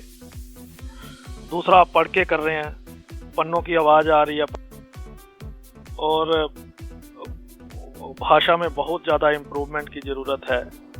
कंटेंट भी खास नहीं था, फैक्ट्स भी खास नहीं थे। माफी चाहता हूँ। कोई बात नहीं सचिन, अभी निर्णायक मंडल के 2 सदस्य बाकी हैं। वर्मा साहब जी। पुनीत, दानिश महाजन साहब ने सब कुछ कह दिया, मेरे पास तो कुछ बचा ही नहीं है कहने के लिए। वो सारी कमियां जो मैं उजागर करना चाहता था इन्होंने खुद उजागर कर दी। मैं यही कहूंगा कि अगली बार के लिए हमारी शुभकामनाएं आपको, और सुधार की बहुत गुंजाइश है। कृपया सुधार पर ध्यान दें, शब्दावली पर ध्यान दें और शब्दों को कैसे बोला जाता है इस पर ध्यान। धन्यवाद। सुधार हमेशा जिंदगी में चलता रहना चाहिए, फिर चाहे वो वक्तव्य हो या कुछ और। राणा साहब। मुझे लगता है मेरे सहयोगी ने बहुत कुछ कह दिया है पहले ही। मैं केवल इतना कहूंगा कि पिछले कार्यक्रम में हम इस बात को लेके काफी बात कर चुके हैं कि हमको ऐसा न लगे कि कोई पढ़ के वक्तव्य दे रहा है, जो कि इस पूरी स्पीच में मुझे लगा है। मैं माफी चाहूंगा आपसे सचिन जी, मैं आपको आगे के लिए कंसिडर नहीं कर सकता। चलिए सचिन, एक बार नाकाम हुए तो क्या दूसरी बार कामयाब आप जरूर होंगे। वो नहुश का कथन है ना कि जब मैं गिरा हूं तो गिरकर फिर उठूंगा जरूर। तो आप एक बार नाकाम हुए हैं तो अगली बार कामयाब होंगे, अगली प्रतियोगिताओं में आप कामयाब होंगे, ऐसा मेरा मानना है, ऐसा मेरा विश्वास है। और आप अगली बार प्रतियोगिता में भाग अवश्य लेंगे। आपका बहुत बहुत धन्यवाद। सचिन भाई, एक बात और आपके लिए, आप इतना भाग क्यों रहे थे? भागी जा रहे, आपके पास टाइम था और आप अच्छा कर सकते हैं। मैं एक बात आपको कहना चाहता हूँ, ऐसा मत सोचना कि हमारे रिमार्क्स ऐसे आए तो आप डिबेट कर नहीं सकते। एब्सोल्युटली आप कर सकते हो, लेकिन थोड़ा ध्यान दें, थोड़ा पेशेंस रखें। जब आपके पास कंटेंट होता है, फैक्ट्स होते हैं, तो आपको इतना भागने की जरूरत नहीं पड़ती है। तो इन चीजों पर ध्यान दें, आप बहुत अच्छा कर सकते हैं। बिना देर किए इस प्रतियोगिता को आगे बढ़ाते हैं। इसी टीम की अगली प्रस्तुति लेकर उपस्थित हो रही हैं काजल। सभी को मेरा नमन। आज के वाद विवाद का विषय जो कि प्रतियोगिता के लिए रखा गया है कि कोरोना वायरस चीन देश की साजिश है कि विपक्ष में अपने तर्कों के साथ। महोदय, सबसे पहले तो हमें यह समझने की आवश्यकता है कि कोरोना वायरस एक संक्रमण है जो एक व्यक्ति से दूसरे व्यक्ति में बड़ी तेज़ी से फैलता है और ये इसका एक अन्य नाम कोविड-19 है। और दूसरा यह है कि यदि बात साजिश की हो रही तो साजिश कहीं ना कहीं एक पूर्व निर्धारित पहले से बनाई गई रणनीति के तहत आती है। यदि चीन यह पूर्व निर्धारित और एक साजिश के तहत करता तो अवश्य वह इसके लिए पहले से पूर्ण रूप से तैयार रहता। वह इसके लिए पहले से ही वैक्सीन या अन्य दवाई बना कर रखता ताकि अभी के इस हालात में अन्य देशों को महंगे से या ऊंचे से ऊंचे दाम पर वो वैक्सीन बेचकर अपना आर्थिक लाभ कमाता। और यही यदि बात दूसरी ओर देखा जाए तो देखा जाए तो देखा जाए तो कि ब्रिटिश मीडिया संस्थान की एक रिपोर्ट द मेल के रविवार में प्राप्त दस्तावेज से यह भी बात स्पष्ट होता है कि अमेरिका की ओर से चीन को लगभग 29 करोड़ का सहयोग दिया गया था वुहान में चमगादड़ के ऊपर परीक्षण के लिए। तो कहीं ना कहीं यह बात भी स्पष्ट होती है कि अमेरिका को यह बात पहले से पता थी कि चीन में चमगादड़ को लेके उसकी संक्रमण रोग को लेके परीक्षण चल रहे हैं। चूँकि विश्व के कई वैज्ञानिकों व विश्वविद्यालयों ने यह पाया है कि जो कोविड-19 में जो संक्रमण के जीन्स मिले हैं वो चमगादड़ में पाए जाने वाले सीक्वेंसी के 96% लगभग मिलते जुलते हैं। तो और उनका यह भी मानना है कि यह संभव है कि ये मनुष्य से सर्वप्रथम ना फैलकर चमगादड़ से मनुष्य में फैला है। तो यह कहीं भी अभी तक स्पष्ट नहीं हुआ है कि ये चीन की सोची समझी साजिश है, जहां चीन और अमेरिका दोनों एक दूसरे पर आरोप प्रत्यारोप कर रहे हैं कि जहां अमेरिका एक और कोरोना वायरस को चीनी वायरस कहकर चीन पर तंज कस रहा है, वहीं दूसरी ओर चीन यह साफ साफ कह रही है कि कोरोना वायरस चीन में अमेरिकी सेना द्वारा आया। परंतु बजाय कि अमेरिका अपने ऊपर लगे इस आरोपों का खंडन करे, इसकी बजाय वो अन्य देशों को भी इस साजिश में शामिल करे। चीन के विदेश मंत्री माइकल पोम्पियो ने यह साफ साफ कहा कि रूस और ईरान भी इस साजिश में है। यदि बात यह साजिश की हो रही तो यह अभी तक कहीं भी स्पष्ट नहीं हो पाया है कि यह किसी साजिश के तहत हुआ है। यह संभव है कि प्रयोगशाला में परीक्षण के दौरान किसी गलती के कारण या किसी गलत रिएक्शन के कारण यह इसका परिणाम नकारात्मक हो रहा है कि ये इतना भयंकर रूप लेकर हमारे सामने आया।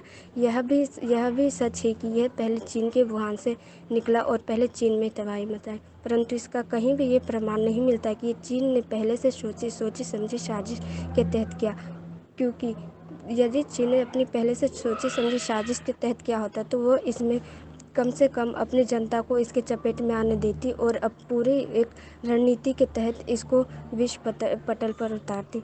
मात्र विश्व शक्ति यदि बनने के लिए उसने ये सब किया है तो कभी भी वो अपने देश और विश्व पटल पर अपने आप को एक शक के घेरे में खड़ा ना करती कि वो इतनी निर्दोष जनता की मृत्यु का कारण बने। जब तक कोई भी तथ्य पूर्ण रूप से हमारे सामने नहीं आ जाते, यह कहना सर्वथा उचित नहीं होगा कि चीन की साजिश थी, परंतु यह संभव अवश्य है कि परीक्षण के दौरान हुई किसी गलती के कारण यह आज इतने बड़े पैमाने पर फैला व इतनी जनता की जान का दुश्मन बना पड़ा है व इनकी मृत्यु का कारण है। इसी के साथ अपनी वाणी को विराम देते हुए धन्यवाद। अच्छा प्रयास काजल। बिना वक्त गवाए निर्णायक मंडल के सदस्यों की ओर बढ़ता हूं। वर्मा साहब। पुनीत, काजल का वक्तव्य जो मैंने सुना, ऐसा लगा कि बहुत थके हुए, हारे हुए, एकदम न जाने कितने काम करके आके वक्तव्य दे रहे हैं, सुस्त। वाद विवाद में इस तरह से नहीं होता, तो कृपया इसका ध्यान दें। प्रस्तुति आपकी कम से कम मुझे बिल्कुल सही नहीं लगी। प्रस्तुति पर आपको बहुत ध्यान देने की आवश्यकता है। आप एक काम करें, वाद विवाद प्रतियोगिताएं जो होती हैं उनको सुने। अगर आप सुनेंगे तो आपको समझ में आएगा कैसे बोला जाता है, अपने तर्क कैसे रखे जाते हैं और दूसरे के तर्क को कैसे काटा जाता है। अगली बार के लिए मेरी शुभकामनाएं। हम आपको कंसिडर नहीं कर पाएंगे, इसके लिए मैं क्षमा चाहता हूं। धन्यवाद। दानी जी। पुनीत जी, मैं इस टीम के बारे में यही कहना चाहता हूँ, कोऑर्डिनेशन नहीं था। जैसे सुभाष जी ने बिल्कुल दुरुस्त फरमाया, एक बहुत भाग रहे हैं, एक बहुत सुस्त हैं। माफी चाहता हूँ। माफी चाहते हैं राणा साहब। पुनीत, बाकी हमारे निर्णायक अपना फैसला दे चुके हैं, वैसे कुछ खास फर्क नहीं पड़ता है, लेकिन मुझे ऐसा लगा कि इनके पॉइंट्स अच्छे थे, लेकिन इनकी जो कमी, वही जो वर्मा सर ने कहा, इनके वक्तव्य में बिल्कुल सुसुप्त अवस्था वाली बात थी और एग्रेशन नाम की बिल्कुल चीज़ नहीं थी। मैं आपको कंसिडर भी करूं अगर, तो मेरे ख्याल से कुछ खास फर्क नहीं पड़ेगा। लेकिन मैं ये कहना चाहूँगा कि आपके वक्तव्य बहुत अच्छे थे। आप थोड़ा सा एग्रेशन और लेके आती तो बहुत अच्छा रहता और आप अगली कतार में होती। और फिलहाल मुझे भी कहते हुए दुख हो रहा है कि मैं आपको आगे के लिए कंसिडर नहीं कर पाऊंगा। काजल, कोई बात नहीं, आप कंसीडर नहीं हो पाई, लेकिन आपने प्रतियोगिता में भाग लिया, ये बहुत बड़ी बात है। आपको रेडियो उड़ान परिवार की ओर से हार्दिक शुभकामनाएं। बिना देर किए अगली टीम की ओर बढ़ते हैं। अगली प्रस्तुति लेकर विषय के पक्ष में आ रहे हैं कमल शर्मा।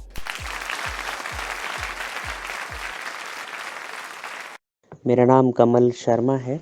निर्णायक मंडल को सादर अभिवादन। और आज के सदन पटल पर रखा गया विषय कोरोना वायरस चीन देश की एक साजिश। जी हाँ, मेरा मानना है कि चीन देश की बिल्कुल साजिश है, क्योंकि चाइना के अंदर जिस तरह से यह कोरोना वायरस फैला, इतनी बड़ी पॉपुलेशन वाला, इतने बड़े क्षेत्रफल वाला देश, और मरने वालों की संख्या इतनी कम। जी हाँ, बहुत बड़ा प्रश्न चिन्ह है, क्योंकि जिस तरह से चाइना के अंदर इस वायरस के फैलने की पीछे जो साजिश है, वह एक साजिश, इस तरह की साजिश है जो चाइना एक हथियारों की प्रतिस्पर्धा की दौड़ में चोरी चोरी से जो अपने यहाँ जो परीक्षण कर रहा था, जो टेस्ट कर रहा था, जो अपने यहाँ वेपन्स की लैब में उसने चमगादड़ पर जो चोरी चोरी से जो रिसर्च किए, वो रिसर्च कहीं ना कहीं यह दिखाते हैं कि वह एक प्रतिस्पर्धा, शस्त्र की प्रतिस्पर्धा की दौड़ में था, और वह अमेरिका को एक चैलेंज देना चाह रहा था, और लिहाजा उसके वेपन्स का जो टेस्ट था वो फेल हुआ, और विश्व के सामने उसकी जो चोरी थी वह उजागर हुई। और यह कोरोना वायरस सामाजिक, आर्थिक और राजनीतिक रूप से कहीं ना कहीं चाइना की छवि को धूमिल कर रहा है। यदि हम राजनीतिक रूप से बात करें तो चाइना अपने आप को यह तोड़ मोड़ कर प्रस्तुत करने का प्रयास कर रहा है कि नहीं, यह साजिश नहीं है, यह एक वैश्विक महामारी है, यह पूरी तरह से विश्व में प्रत्येक राष्ट्र को प्रभावित कर रही है। और चाइना इस स्थिति में कहीं ना कहीं अपने राजनीतिक संबंधों को विश्व के सामने सुदृढ़ करने में असफल हो रहा है, और विश्व के प्रत्येक राष्ट्र को इसके लिए मुंहतोड़ जवाब देना पड़ेगा।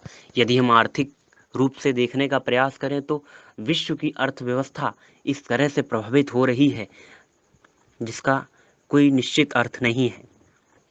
यही चाइना की अर्थव्यवस्था की बात करें तो चाइना का जो जहाँ से इस वायरस की स्टार्टिंग हुई है, चाइना का जो संघाई है वो चाइना से काफ़ी दूर, वो हुआन प्रांत से काफ़ी दूर है, जो कि उसकी एक आर्थिक राजधानी मानी जाती है।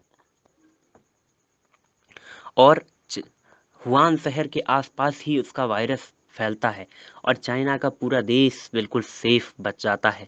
तो कहीं ना कहीं ये चाइना की साजिश है, और चाइना की अर्थव्यवस्था बिल्कुल पूरी तरह से मेंटेन है। बहुत ज़्यादा कोई असर नहीं पड़ा है, जो भी असर पड़ा है वह एक दिखावा है। सामाजिक रूप से अगर हम देखने का प्रयास करें तो चाइना समाज को यह दिखाने का प्रयास कर रहा है कि चाइना एक उदार राष्ट्र है, जो कि सभी राष्ट्रों के लिए सामाजिक दृष्टिकोण से राशन पानी इत्यादि दवाइयाँ पहुँचाने का काम कर रहा है, जिससे यह स्पष्ट हो सके कि यह साजिश ना होकर के चाइना का एक मानवीय रूप है। यह वैश्विक महामारी के लिए चाइना सभी राष्ट्रों के संकट की घड़ी में सभी के साथ है। निष्कर्षतः मैं यह कहना चाहूँगा, अगर हम चुप रहें तो यह पहल कौन करेगा, उजड़े चमन में फेर बदल कौन करेगा, प्रश्नों के पक्ष में चले गए जो हम, उत्तर की समस्याओं को हल कौन करेगा। धन्यवाद। अच्छा प्रयास है कमल आपकी प्रस्तुति का। देखते हैं निर्णायक मंडल के सदस्यों का क्या विचार है। सबसे पहले सुभाष जी। कमल के वक्तव्य को सुनने के बाद पुनीत, मुझे ऐसा लगा कि कमल पेपर प्रेजेंट कर रहा है और काफी कंफ्यूज है। फिर भाषा के साथ साथ कई सारी समस्याएं हैं, और मुझे लगता है कि इन्हें सुधार की बहुत गुंजाइश है, इन्हें बहुत मेहनत करनी पड़ेगी। मेरी ओर से तो मैं इन्हें कंसिडर नहीं कर पाऊंगा, बल्कि और प्रतियोगिताओं के लिए मेरी ओर से शुभकामना। धन्यवाद। राणा साहब। पुनीत, मैं केवल एक बात कहूंगा और बाकी वर्मा सर के साथ सहमत हूं। मैं केवल एक बात कहूंगा, देखिए जब हम इस विषय पे बात कर रहे हैं तो तथ्य यदि कोई अनूठा हमारे सामने ना आ जाए तो दोनों पक्ष में गिने चुने ही होते हैं। मुझे लगता है जब हम इस पे निर्णय देते हैं तो हमें इस बात पे ध्यान देना है कि आपकी भाषा कैसी है, आपका एग्रेशन कैसा है, आपकी तथ्यों में शब्द सज्जा कैसी है। तो इसको लेके आपको ज़्यादा मेहनत करने की ज़रूरत है सबको। रही बात कमल शर्मा जी की, तो मैं वर्मा सर से सहमत हूँ। आपको पूरी तरीके से तैयारी की ज़रूरत है अभी, और आगे के लिए मैं भी आपको शुभकामनाएं देता हूँ। आप तैयारी करें, कंसिडर नहीं कर पाऊंगा मैं भी आपको माफ़ी चाहता हूँ। दानी जी, यार हार जीत तो एक तरफ है, कम से कम खेलो तो सही भाई, जोश होना चाहिए यार। डिबेट में आ रहे हो आप इतने कंफ्यूज्ड, परप्लेक्स्ड। मैं जितने भी पार्टिसिपेंट्स को अपने ये वाले रिमार्क्स दे रहा हूँ, मैं चाहता हूँ कि अगली बार जब हम रेडियो डान पर कंपटीशन करवाएं तो आप पूरे जोश के साथ दोबारा आएं, तो हमें ये कहने का मौका ना मिले। इस बार के लिए पंडित जी माफी चाहता हूँ, अगली बार के लिए शुभकामनाएं। जोश आपकी प्रस्तुति में बहुत आवश्यक है। डरिए नहीं, उठ बांध कमर क्या डरता है, फिर देख खुदा क्या करता है। इस बात को अपने मन में ठान लीजिए। अगली प्रस्तुति लेकर राज भारती। मैं राज भारती लखनऊ से निर्णायक मंडल को सादर नमन। कृत्रिम सदन पटल पर रखा गया वाद विवाद प्रतियोगिता का विषय कोरोना वायरस चीन की साजिश। मैं इसके विपक्ष में अपने तर्क प्रस्तुत करना चाहता हूँ। मेरा मानना है कि वर्तमान में जिस महामारी से हम ग्रसित हैं उसमें चीन की कोई साजिश नहीं है। आप सभी को विदित है कि यह महामारी पशुओं से मनुष्यों में आई है। इसका कारण भी आप जानते हैं, क्योंकि चीन में बहुत बड़े पैमाने पर पशुओं का भोजन के रूप में प्रयोग किया जाता है एवं दवाओं के रूप में भी प्रयोग किया जाता है। अतः यह चमगादड़ एवं पेंगुइन जैसे जानवरों से मनुष्यों में आया। कई राजनीतिक वैज्ञानिकों का मानना है कि चीन द्वारा जैविक हथियारों के परीक्षण के दौरान कोरोना संक्रमण मनुष्यों में आया और बाद में यह सभी लोगों में फैल गया। लेकिन इस बात की अभी तक पूर्ण रूप से कोई पुष्टि नहीं की गई है, ना ही इसके कोई प्रमाण प्राप्त हैं, क्योंकि कोई व्यक्ति अपने घर में अंधेरा करके दूसरे घर में अंधेरा नहीं करेगा। अर्थात कहने का आशय यह है कि यदि जब अपने ही घर में अंधेरा रहेगा तो दूसरे के घर में अंधेरा कैसे करने जाएंगे। क्योंकि वर्तमान में हम जिस चीज़ को देख रहे हैं कि पूरा का पूरा वुहान शहर जो एक समय चीन की धमनियों की भांति कार्य करता था एवं वह आज एकदम सुनसान एवं वीरान हो गया है। कोई देश ये नहीं चाहेगा कि उसे इतनी बड़ी क्षति हो। अंतर्राष्ट्रीय स्तर पर यदि हम बात करें तो चीन का व्यापार जिन देशों के साथ बहुत ज़्यादा है, यूरोप और अमेरिका, वही देश चीन से बहुत ज़्यादा ग्रसित हैं। क्योंकि कई विशेषज्ञों का मानना भी है कि चीन ने अपनी आर्थिक स्थिति सुदृढ़ करने के लिए कोरोना वायरस का प्रयोग किया। लेकिन यह तो निराधार है, क्योंकि जिन देशों के साथ उसका व्यापार है वही ग्रसित है, तो वे किस प्रकार से चीन साथ व्यापार करेंगे और चीन अपनी आर्थिक स्थिति सुदृढ़ करेगा।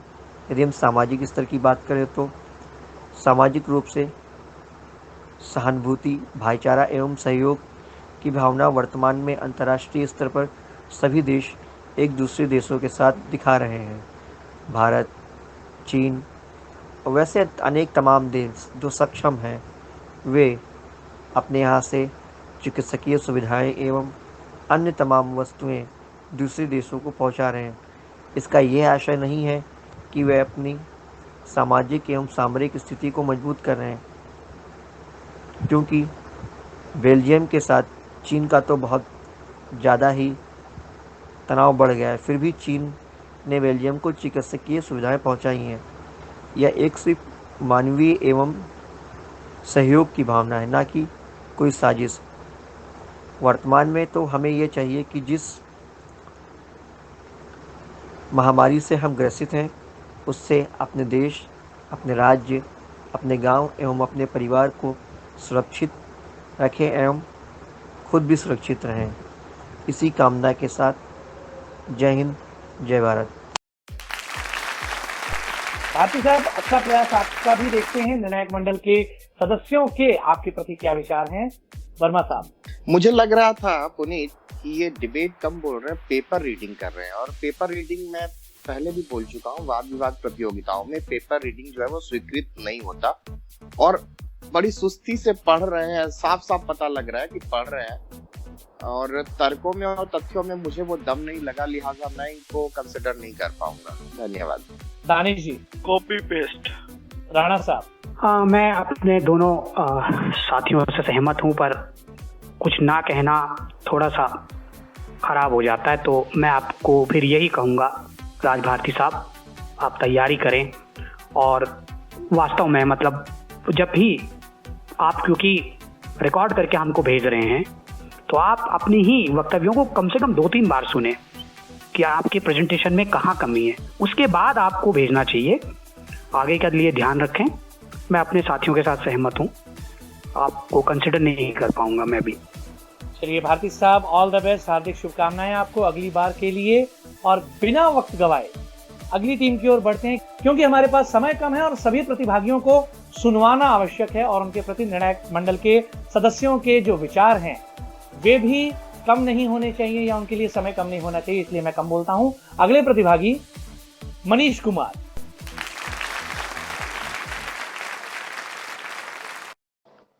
सदन की गरिमा को नमन। दिया गया विषय कोरोना वायरस चीन देश की साजिश।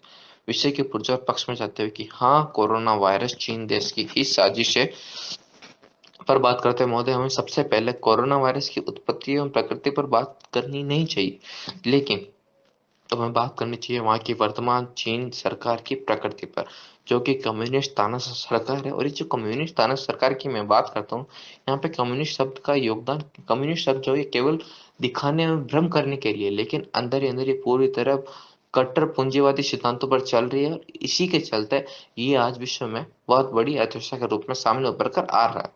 और जो अर्थव्यवस्था का जो खेल है, यही कहीं ना कहीं चीन को कोरोना वायरस की साजिश बताने में हमारी सहायता करेगा। दूसरी बात महोदय, ये तानाशाह सरकार का जो रवैया है, ये हम तानाशाह सरकार की बात सिर्फ इसीलिए कर रहे हैं क्योंकि वहाँ के जितने भी डॉक्टर अथवा मीडिया के जो भी जानकारी अथवा रिपोर्ट आ रही है, उसको पूरी पारदर्शिता के साथ में विश्व के सामने नहीं रखने दिया जा रहा है। उसमें कहीं ना कहीं चीनी सरकार का पूरी तरह हस्तक्षेप है और उनको केवल उन्हीं आंकड़ों अथवा जानकारी को विश्व के सामने आने दे रही है, जिससे कि उसका खुद का या अथवा उसकी छवि का नुकसान नहीं हो। और दूसरी बात महोदय हम करते हैं कि मैं जब इसको साजिश बताता हूँ तो मेरा सबसे पहला तर्क ये है कि आज विश्व के अनेक संस्थाओं अथवा देशों द्वारा कोरोना को एक बायोकेमिकल टेररिस्ट अटैक चीन के द्वारा किया हुआ माना जा रहा है कि किस प्रकार से चीन खुद को महाशक्ति अथवा इन सभी देशों में होड़ के चलते खुद को सबसे आगे लाने के लिए इसको एक हथियार के रूप में इस्तेमाल कर रहा है।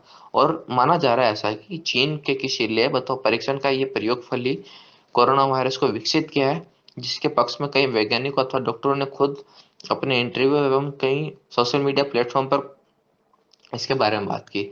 इसका एक उदाहरण हम ले सकते हैं कि डॉक्टर आईफेन, जो कि वुहान सेंट्रल हॉस्पिटल की इमरजेंसी डिपार्टमेंट की डायरेक्टर थी, उन्होंने खुद चीन सरकार के विपक्ष में आते हुए उसके खिलाफ अपने इंटरव्यू में कोरोना वायरस के बारे में कुछ जानकारी दी थी, जिसको कि चीन सरकार ने सभी सोशल मीडिया प्लेटफॉर्म से हटा दिया। और उसके बाद चीन सरकार का दावा है कि इनकी मौत कोरोना के चलते ही कुछ ही समय में हो गई, जो कि कहीं ना कहीं बहुत एक संदेशास्पद की स्थिति में लाकर हमें छोड़ देता है। और यहाँ पे हमें कहीं ना कहीं सोचना पड़ेगा कि हाँ, कोरोना वायरस चीन देश की साजिश है। दूसरा तर्क महोदय मेरा ये है, इसकी शुरुआत चीन के वुहान शहर से हुई और चीन के वुहान शहर से ये आज विश्व के अनेक देशों, ईरान, इटली, स्पेन और पूरे विश्व में फैल चुका है। और इसने बड़े से बड़े अर्थव्यवस्था वाले देशों की कमर को पूरी तरह से तोड़ दिया है। उस कमर तोड़ने के बाद में जहाँ पे सारे देश संपूर्णतया लॉकडाउन की स्थिति में, वहां पे चीन फिर से अपने अर्थव्यवस्था के केंद्र शंघाई और बीजिंग जैसे क्षेत्रों में पूरी तरह से काम करने पे लगा हुआ है। और जो हम ये देख रहे हैं कि कैसे वुहान से ये वायरस फैल के विश्व में इतने भारी मात्रा में नुकसान पहुंचा रहा है, लेकिन चीन के कुछ इलाकों में इससे बिल्कुल भी नुकसान नहीं पहुंचा। तो ये भी कहीं ना कहीं हमें संदेह के घेरे में लाके चीन को छोड़ता है, और हमें देखना पड़ेगा कि हाँ, हो सकता है चीन की ही कोरोना वायरस के पीछे साजिश हो। तीसरी बात महोदय ये है कि इसका पहला केस जो है दिसंबर 2019 में आया, और चीन सरकार को जब इसकी प्रकृति के बारे में पता था कि ये संक्रमित रोग है, अर्थात एक व्यक्ति से दूसरे व्यक्ति अथवा ये जो पूरी ह्यूमन चेन बनी हुई है, इससे द्वारा ये एक बहुत बड़े वर्ग का नुकसान कर सकता है, लेकिन चीन सरकार ने इसके बारे में WHO एवं अन्य विश्व के देशों को इसकी रिपोर्ट अथवा इसके बारे में जानकारी भी नहीं दी थी, और जिसका आज इटली, ईरान और भारत जैसे देश इसका खामियाजा भुगत रहे हैं। जहाँ पे इन देशों में सैकड़ों हजारों की संख्या में प्रतिदिन मौत होती है, वहीं पे आज चीन में पूरी तरह से हालात सामान्य है। और चीन ने जो आंकड़े भी दिखाए हैं, उनकी भी माने तो जो पीड़ितों अथवा मृतकों की संख्या है वो अपेक्षाकृत बहुत कम है विश्व के अन्य देशों के मुकाबले। ये भी कहीं ना कहीं संदेह के घेरे में चाइना को लाके खड़े करते कि हाँ, कोरोना वायरस को चाइना साजिश के रूप में विश्व में प्रयोग कर रहा है। एक अन्य पहलू इसका ये भी देखा जा सकता है, वैश्विक राजनीति के पटल पे हर कोई महाशक्ति के रूप में उभर कर आना चाहता है, और चीन इस कोरोना वायरस के चलते सॉफ्ट पावर के रूप में खुद को दिखाना चाह रहा है। जैसा कि आज हम वर्तमान में देख रहे हैं, शी जिनपिंग अमेरिका, स्पेन और अन्य देशों को मास्क, वेंटिलेटर की सप्लाई करके खुद को ताकतवर नेता के रूप में प्रस्तुत कर रहा है। और जो अर्थव्यवस्था की जिस होड़ के बारे में बात कर रहा था, यही अर्थव्यवस्था इस मास्क और वेंटिलेटर के चलते कहीं ना कहीं चीन को एक उभरती हुई महाशक्ति के रूप में ऐसा उनको लग रहा होगा कि वो उभर कर आएंगे, इसीलिए इसको मैं साजिश बता रहा हूँ। धन्यवाद। अच्छा प्रयास है मनीष। निर्णायक मंडल के सदस्यों की ओर उन्मुख होते हैं। सबसे पहले राणा साहब। मनीष, आप मुझे लगता है उसी समस्या से गुजर रहे हैं, पढ़कर बोलने वाली। मुझे लग रहा है कि आप पढ़कर बोल रहे हैं और उसके बाद धीरे धीरे बोल रहे हैं, जैसे कि सदन को एड्रेस ना करके अपने आप से ही बात कर रहे हैं। तो मुझे नहीं लगता मैं आपको कंसिडर कर पाऊंगा। तथ्य मैं पहले भी कह चुका हूँ, सीमित होते हैं, ज़्यादा कुछ होता नहीं तथ्यों में। वो आपके ठीक हैं, कोई दिक्कत नहीं है, लेकिन जो बाकी चीज़ें होती हैं वाद विवाद प्रतियोगिता में, वो बहुत तैयारी की ज़रूरत है आपको, और मैं उम्मीद करता हूँ कि आप तैयारी करेंगे आगे के लिए। मैं माफ़ी चाहूँगा आपसे, आपको आगे के लिए कंसिडर नहीं कर पाऊँगा। दानिश जी। दुरुस्त फरमाया राणा साहब आपने। ये भी पेपर रीडिंग कर रहे हैं, भाषा में बहुत ज़्यादा सुधार की आवश्यकता है, कई शब्दों में क्लैरिटी नहीं है, स्लो हैं, अपने आप से बातें कर रहे हैं, तो इस बार के लिए माफ़ी चाहता हूँ। वर्मा साहब। पुनीत जी, सब कुछ तो मेरे दोनों कोलीग ने कह ही दिया, मेरे पास तो कुछ बचा नहीं कहने के लिए। बस मैं यही कहना चाहता हूँ कि हम क्षमा चाहते हैं, आप प्रयास करते रहिए, एक दिन आप जरूर अच्छे प्रतियोगी बनेंगे। मेरी शुभकामनाएं आपके साथ हैं। चलिए, एक दिन आप अवश्य अच्छे वक्ता बनेंगे, ऐसी शुभकामनाओं के साथ हम आपसे क्षमा चाहते हैं। इसी टीम की प्रस्तुति को आगे बढ़ाते हैं। प्रस्तुति लेकर आ रही हैं प्रीति। सदन की गरिमा को नमन करते हैं अध्यक्ष महोदय। जो विषय दिया गया है वो विषय ये दिया गया है कि चीन की ये साजिश के इसके पुरजोर विपक्ष में महोदय जो पक्ष का जो वक्तव्य है उसका आधार कहीं ना कहीं आधार ये बनता है कि वो अर्थव्यवस्था पे बहुत ज़्यादा बढ़ाना चाहते हैं और सर्वोच्चता स्थापित करना चाहते हैं। तो महोदय, हम एक वैश्वीकरण के दौर में रह रहे हैं, और वैश्वीकरण के दौर में एक देश की अर्थव्यवस्था दूसरे देश की अर्थव्यवस्था के साथ जुड़ी हुई है। जैसे कि अगर मान लीजिए कि चाइना है, चाइना के लिए प्रोडक्शन का जो हब है वो एक मार्केट बनते हैं। किसी भी अर्थव्यवस्था का आधार जो होता है वो एक मार्केट होता है, और मार्केट के अंदर किसी भी चीज़ का उत्पादन और उपभोग किया जाता है। जैसे कि उदाहरण के लिए ऐसे समझिए कि चीन के अंदर एक बहुत बड़ी मात्रा में चीज़ों का उत्पादन किया जाता है, और भारत के अंदर एक बहुत बड़ा उपभोक्ता वर्ग है जो इस चीज़ को प्रयोग करता है। यानी कि अगर ऐसे कोई भी वायरस होगा तो वायरस फैलेगा तो कहीं ना कहीं एक लॉकडाउन की स्थिति आएगी। जब लॉकडाउन की स्थिति आएगी तो उससे क्या होगा कि हर देश की अर्थव्यवस्था जो अपने आप पे बंद हो जाएगी। जब अर्थव्यवस्था बंद हो जाएगी तो कोई भी देश है जो आयात और निर्यात नहीं कर सकते। जब आप आयात और निर्यात नहीं कर सकते, यानी कि आप वस्तुओं को दूसरे देश में बेच नहीं पाएंगे, तो आप किस आधार पर ऐसे कहेंगे कि जो है आपकी अर्थव्यवस्था बहुत ज़्यादा बढ़ने लगेगी। इससे क्या होगा कि जो चाइना की जो अर्थव्यवस्था है वो अपने आप में ही घटना शुरू हो जाएगी, और एक स्थिति ऐसी आएगी जब उसकी पूरी अर्थव्यवस्था धराशायी हो जाएगी। महोदय, इसी तरीके से जैसे कि आप कभी ये नहीं चाहेंगे कि आपके घर के गेहूँ जो है वो स्वयं चूहा खा जाए।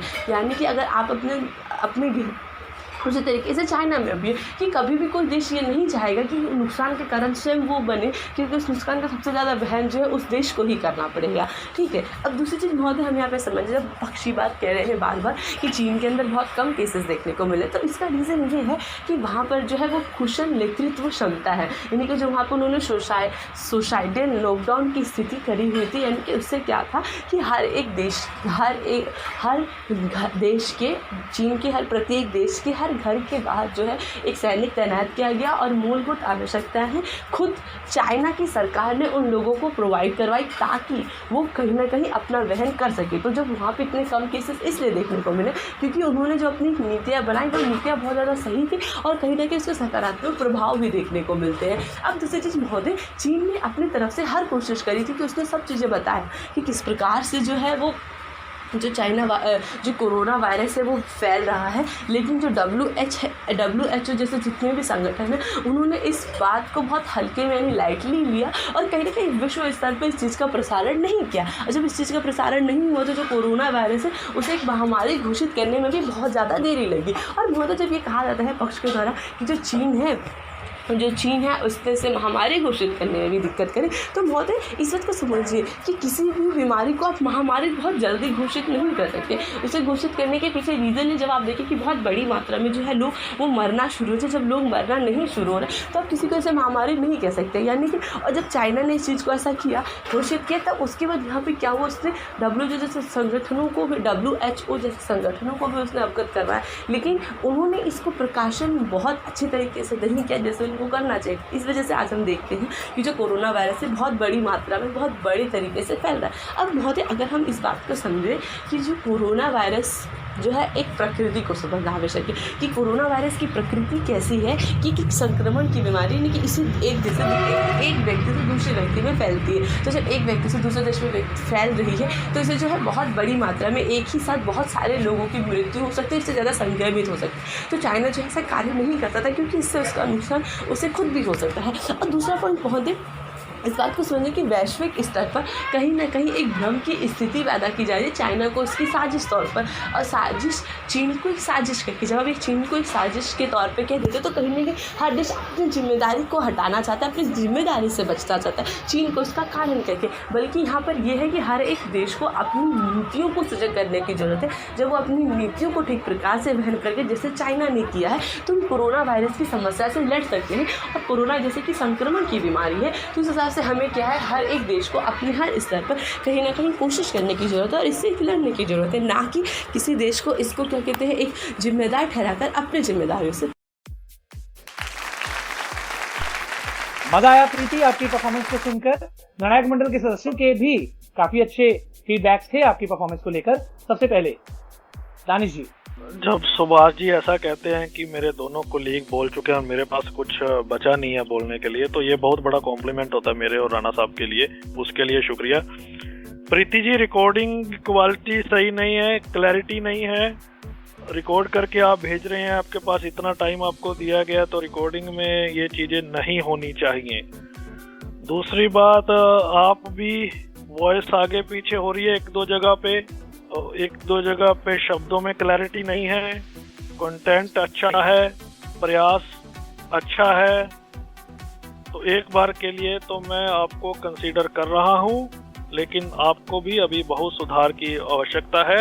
और अगली बार जब भी ऑनलाइन कोई रिकॉर्डिंग भेजें तो रिकॉर्डिंग क्वालिटी का विशेष ध्यान रखें। एक बात लिसनर्स के लिए, जो श्रोता हमें सुन रहे हैं, ये बात अपने माइंड में रखें कि ये जो तथ्य हैं ये 14 अप्रैल तक के कवर किए हैं हमारे पार्टिसिपेंट्स ने, क्योंकि रिकॉर्डिंग की जो लास्ट डेट थी वो 14 अप्रैल थी। उसके बाद भी कई रिपोर्ट्स आ रही हैं तो कई लोग ये सोच सकते हैं कि ये कह सकते थे, लेकिन हमारे जो पार्टिसिपेंट्स का कंटेंट है वो 14 अप्रैल से पहले वाला है और इनको मैं कंसीडर कर रहा हूँ। वर्मा साहब, तर्क अच्छे हैं, तथ्य अच्छे हैं, लेकिन बेहतर होता कि भाषा की शुद्धता होती, क्योंकि प्रोडक्शन का अर्थ होता है उत्पादन। अब चलिए, इसका हिंदी आसानी से नहीं मिलता आपको, तो ऐसी चीजें स्वीकार की जा सकती है, लेकिन प्रयास यही होना चाहिए कि आप ज्यादा से ज्यादा हिंदी में अपनी वैचारिक अभिव्यक्ति दें, क्योंकि एक दो शब्द ही आए हैं, बहुत ज्यादा नहीं आए हैं। तो हम आपको कंसिडर कर ले रहे हैं, लेकिन आपको फिर भी अभी सुधार की बहुत गुंजाइश है। आप अपनी प्रस्तुति में थोड़ा सा और सुधार लाएं, निखार लाएं। हाँ, तर्क आपके अच्छे हैं, तथ्य अच्छे हैं, ऐसा लगता है कि आपने होमवर्क किया है। हम आपको कंसिडर कर रहे हैं। धन्यवाद। राणा साहब, पुनीत मेरे दोनों कोलीग्स जो हैं बता चुके हैं प्रीति जी के बारे में बहुत अच्छे से। मैं भी वही बातें कहूँगा जो दानिश ने कही। रिकॉर्डिंग्स खराब थी, आपकी वक्तव्य में एक रुकता थी, यानी कि आप अटकी नहीं, बहुत सकारात्मक ढंग से आपने अपनी बातें रखी हैं। लेकिन जैसा कि मैं ये ज़रूर कहूँगा कि आप जब भी रिकॉर्ड करें तो अच्छे से रिकॉर्ड करें और अपनी बातों को पूरे साफ आप हम तक पहुँचाएं। एक बात और है, आपने अर्थव्यवस्था पे बहुत बोला, जानकारी अच्छी लगी मुझे। मैं भी आपको आगे के लिए कंसिडर कर रहा हूँ। बधाई हो प्रीति। हाँ पुनीत, मैं कुछ कहना चाह रहा था, एक बात आप सबके ध्यान में लाना चाह रहा था कि इस पूरी प्रतियोगिता में गर्ल्स की तैयारी, ऐसा नहीं है कि बॉयज़ ने कुछ खराब किया है, लेकिन मुझे ऐसा लग रहा है कि गर्ल्स ने बहुत अच्छी प्रिपरेशन के साथ हम लोगों को अपनी रिकॉर्डिंग्स भेजी हैं। और आपने पिछले कार्यक्रम में भी देखा होगा और इस कार्यक्रम में भी अब तक जितने लोगों को हम सुन रहे हैं, मुझे ऐसा फील हो रहा है। ये बहुत अच्छी बात है कि महिलाओं की, लड़कियों की सहभागिता भी इस प्रतियोगिता में ज्यादा है। तो मुझे वैसे किसी ने एक बार पूछा भी था कि महिलाओं की सहभागिता इस प्रतियोगिता में कितनी होने वाली है, तो आज उनको शायद इसका उत्तर मिल गया होगा। प्रीति, आपको बहुत बहुत बधाई, आप कंसीडर्ड हैं। अब आपको केवल प्रतीक्षा करनी है और देखेंगे कि परिणाम आपके लिए क्या आता है। चलिए, इस प्रतियोगिता के इस कड़ी के अंतिम चरण में हम पहुंच चुके हैं। इस अंतिम चरण में अंतिम टीम की पक्ष की ओर से प्रस्तुति लेकर आ रही हैं किरण।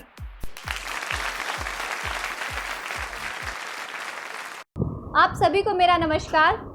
जैसा कि आज एक संगोष्ठी आयोजित की गई है जो कि हमें अवसर प्रदान कर रही है कि हम अपने विचारों को प्रकट कर सकें, उन सभी प्रश्नों का उत्तर जान सकें जो हमारे मन में हर रोज इस लॉकडाउन के दौरान उत्पन्न होते हैं। कोरोना एक महामारी कैसे बन गई? आखिर ऐसी स्थिति ही उत्पन्न क्यों हो गई कि हमें अपनी घर की चार दीवारी में रहना पड़ रहा है? तो विषय भी कुछ इसी प्रकार से रखा गया है कि कोरोना वायरस चाइना की ही एक साजिश है। मैं अपना वक्तव्य इस विषय के पुरजोर पक्ष में रखना चाहूँगी। सबसे पहले यहाँ मैं प्रकाश डालना चाहूँगी अंतर्राष्ट्रीय स्थिति पर, अर्थात जब हम अंतर्राष्ट्रीय स्तर पर शक्ति की बात करते हैं तो हम देखते हैं कि हर देश अपने आप को सर्वशक्तिमान, सर्वशक्तिशाली बनाने में लगा हुआ है। उनकी होड़ा-होड़ी है कि मैं सर्वशक्तिमान बनूं, विश्व में मेरी शक्ति हो, मेरा नियंत्रण हो। और इसी प्रकार की स्थिति हमें चाइना और यूएसए में दिखाई देती है। चाइना हमेशा से ही अपने आप को सर्वशक्तिमान बनाना चाहता है। तो मैं यहाँ जिक्र करना चाहूँगी युद्ध की स्थिति, अर्थात युद्ध केवल और केवल प्रत्यक्ष रूप से नहीं होता है, अप्रत्यक्ष रूप से भी हो सकता है। युद्ध केवल हथियारों के माध्यम से नहीं होता, जैविक हथियार के माध्यम से भी हो सकता है। अर्थात जैसे कि हमें खबरें मिल रही है कि जो कोरोना वायरस है वो वुहान क्षेत्र में सबसे पहले पाया गया। तो यहाँ प्रश्न यही खड़ा होता है कि जब वुहान में लगातार नवंबर में, दिसंबर में लगातार इस कोरोना वायरस से संक्रमित लोगों की संख्या बढ़ रही थी, उनकी मृतक संख्या बढ़ रही थी, तो उन्होंने क्यों अंतर्राष्ट्रीय स्तर पर ये घोषणा नहीं की कि इस प्रकार की स्थिति हमारे देश में है? अर्थात इससे हमें यही जाहिर होता है कि चाइना इस स्थिति को छिपाने की कोशिश कर रहा था। खबरें तो इस प्रकार की भी है कि चाइना ने इस कोरोना वायरस को उत्पन्न किया है अपनी लैबोरेटरी में। ये केवल हवाओं में बात नहीं की जा रही, अपितु ऐसे पुख्ता सबूत है। वहीं के दो साइंटिस्ट हैं जो कि south China university of technology से हैं, उनका नाम है बोताओ शाओ और ली शाओ। उन्होंने खुद ये बताया है कि ये उनकी लैबोरेटरी से उत्पन्न किया गया, अर्थात चाइना में वुहान क्षेत्र में जो लैबोरेटरी है वहाँ से उत्पन्न किया गया है इसको, वायरस को। तो जायज़ सी बात है कि अगर ये इस प्रकार का भीषण वायरस को अगर उत्पन्न किया गया है तो उसको उत्पन्न ही क्यों किया गया? सबसे पहले बात तो प्रश्न यही खड़ा होता है और इसका उत्तर यही मिलता है कि ये एक विनाश के लिए किया गया था, अर्थात अपनी शक्ति को कायम करने के लिए किया गया था। परंतु किसी प्रकार से भूल चूक में ये वायरस उनके लोगों में भी फैल गया, और जब इस प्रकार की स्थिति उत्पन्न हुई कि उनमें लगातार मृतक दर बढ़ता गया, तब भी उन्होंने स्थिति को वैश्विक स्तर पर उजागर नहीं किया। तो सबसे बड़ी गलती यही दिखाई देती है। दूसरी बात, जब हम बात कर रहे हैं कि लगातार विश्व में, यूएसए में हम देखेंगे कि लगातार मृत्यु दर बढ़ती जा रही है, वहीं चाइना का जो वर्तमान स्थिति है वो उनके कंट्रोल में है, उनके नियंत्रण में है। तो क्यों न चाइना इस प्रकार से, अगर चाइना ने ऐसा कुछ नहीं किया है तो चाइना भी बताए वैश्विक स्तर पर कि किस प्रकार की नीति को उन्होंने अपनाया इस वायरस से नियंत्रण पाने का, इस वायरस पर नियंत्रण पाने का। क्यों ना वो यूएसए को भी बता दे ताकि वो भी उनके मृत्यु दर पर नियंत्रण पा सके। लगातार देखेंगे कि जो विकसित देश हैं उनमें लगातार स्थिति गंभीर होती जा रही है, चाहे वह यूएसए हो, स्पेन हो, इटली हो। तो इस प्रकार की स्थिति में हम देखेंगे कि नतीजा क्या होगा। नतीजा यही होगा कि जब इस प्रकार की स्थिति से बाद में हम निकलेंगे, तब वैश्विक स्तर पर चाइना के कंट्रोल में होगा, चाइना के नियंत्रण में होगा सब कुछ, यानी कि वो हर चीज़ पर, अर्थव्यवस्था पर नियंत्रण पा सकेगा और हर चीज़ उसके कंट्रोल में हो जाएगी, उसके नियंत्रण में हो जाएगी। तो अंत में मैं इन सभी वक्तव्य से यही बताना चाहती थी कि किस प्रकार से एक देश एक जैविक हथियार के माध्यम से किसी भी देश की अर्थव्यवस्था को नियंत्रण में कर सकता है। और इस सभी परिप्रेक्ष्य को देखते हुए यही लगता है कि चाइना ने केवल और केवल इस वायरस को छोड़ा है, वो भी अपनी अर्थव्यवस्था को मजबूत बनाने के लिए। धन्यवाद। अच्छा प्रयास किरण, देखते हैं निर्णायक मंडल का क्या विचार है आपके प्रति। सबसे पहले राणा साहब। किरण, आपने अच्छा बोला है, बहुत अच्छा बोला है। आवाज़ आपकी बहुत अच्छी है, डिबेट के लिए सूट करती है। आप बहुत अच्छी प्रतियोगी बनेंगी आगे, बहुत अच्छी वक्ता बनेंगी। लेकिन मुझे लगता है इस वक्तव्य में आप बहुत जगह अटकी हैं और बहुत जगह आपसे कुछ समस्याएं हैं आपके वक्तव्यों में। तो ज़्यादा मैं बात नहीं करूंगा, लेकिन मैं माफ़ी चाहूँगा, मैं आपको कंसिडर नहीं कर पाऊंगा इस बार।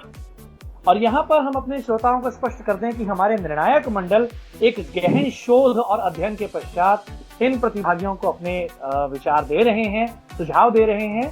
सुभाष जी।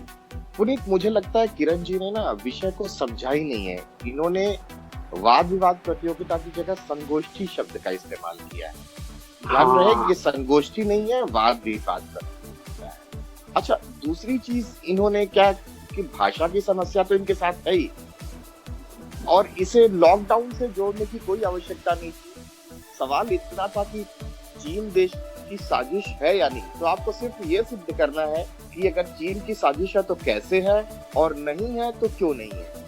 मुझे लगता है इस पर आपने बहुत कम ध्यान दिया है। आप ज्यादातर लॉकडाउन और ऐसी समस्याओं के साथ उलझी रही हैं जिनका विषय से कोई लेना देना नहीं था। लेकिन हाँ, प्रस्तुति आपकी अच्छी है तो मैं आपको कंसिडर कर रहा हूँ, लेकिन मुझे लगता है कि आपको सुधार की बहुत ही ज्यादा गुंजाइश है। आपका प्रेजेंटेशन, प्रस्तुतिकरण ठीक है, वहां तक तो ठीक है, लेकिन मुझे लगता है कि आपने जो बहुत बड़ा ब्लंडर किया है, इसे बहुत बड़ी भूल कहते हैं, कि संगोष्ठी नहीं वाद विवाद प्रतियोगिता। तो जब भी आप बोलते हैं तो सोच समझ के बोलें, क्योंकि आपके शब्दों पर निर्भर करती है बहुत सारी चीजें, और जब तक आपके शब्द चयन सही नहीं होंगे आप किसी प्रतियोगिता में सक्षम नहीं हो सकते। तो आगे से आपको बहुत ज्यादा ध्यान रखने की जरूरत है। आप केंद्रीकृत हो करके अपने वैचारिक अभिव्यक्ति दें। धन्यवाद। दानिश जी। राणा साहब के साथ हूँ, पहले ये क्लियर कर देता हूँ, माफी के साथ मैं आपको कंसीडर नहीं कर रहा हूँ। बहुत सारी प्रॉब्लम्स लगी मुझे इस परफॉर्मेंस में, जिसका जिक्र सुभाष जी और राणा साहब पहले ही कर चुके हैं। और एक चीज जो मैं आपको कह सकता हूँ, वो बिगनिंग पर भी ध्यान दें। आपकी जो बिगनिंग है वो डिबेट के अनुकूल नहीं थी, तो बिगनिंग पे ध्यान दें, भाषा पे ध्यान दें, तथ्यों पर ध्यान दें और शब्दों पर ध्यान दें कि डिबेट को वाद विवाद कहते हैं, संगोष्ठी नहीं कहते। तो ऐसी कई कमियां हैं जिसमें आपको अभी सुधार करना है। राणा साहब के साथ जा रहा हूँ, शुभकामनाएं फ्यूचर के लिए। चलिए किरण, हमारी ओर से भी आपको हार्दिक शुभकामनाएं, और हम ऐसा समझते हैं, हमें विश्वास है कि अगली बार जब आप प्रतियोगिता में आएंगी, रेडियो उड़ान की प्रतियोगिता में, तो और अधिक तैयारी के साथ आएंगी। अब इसी टीम को आगे बढ़ाते हैं। इस कड़ी की अंतिम प्रस्तुति लेकर आ रही हैं रूपसी ठाकुर।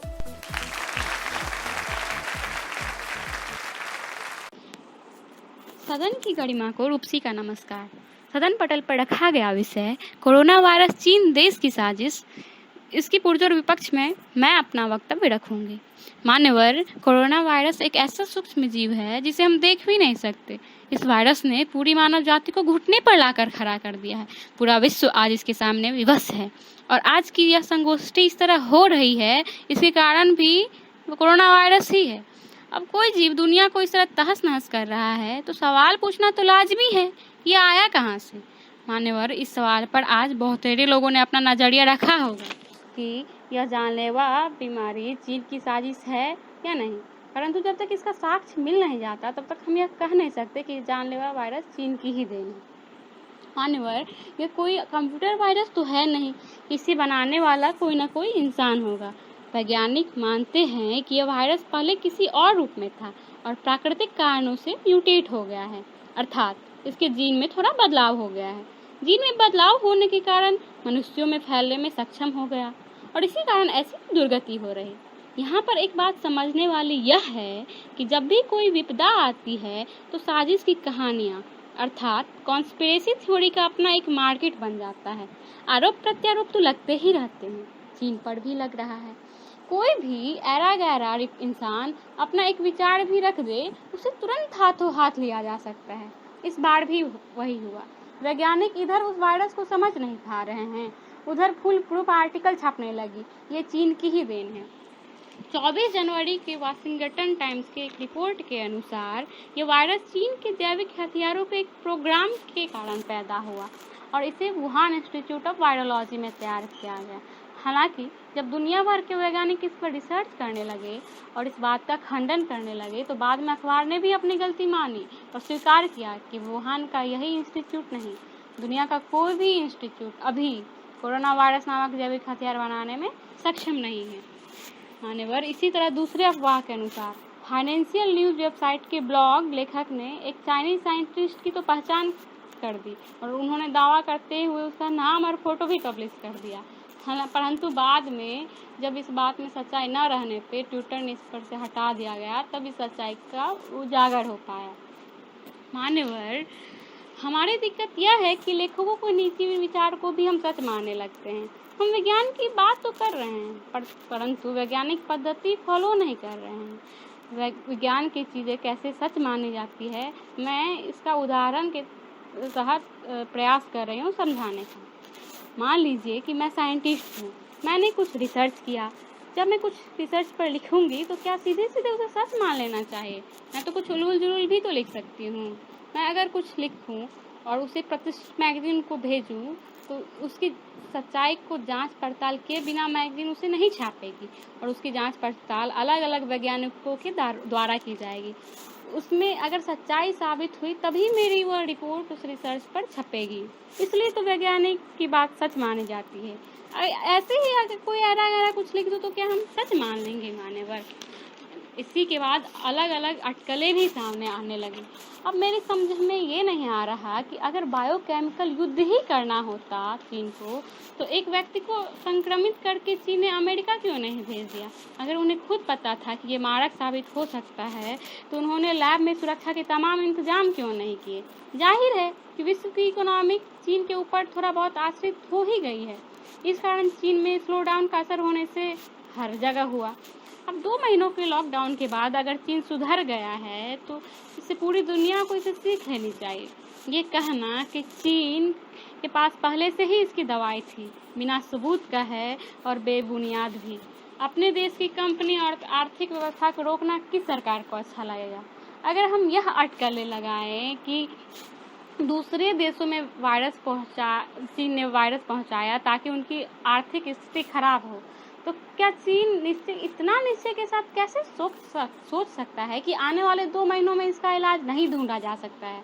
क्या पता चीन की इकोनॉमी बिगड़ जाती और फिर जब बाकी देशों की बारी आती तो इलाज ढूंढ लिया जाता, फिर तो चीन को इस साजिश के लेने के देने पड़ जाते।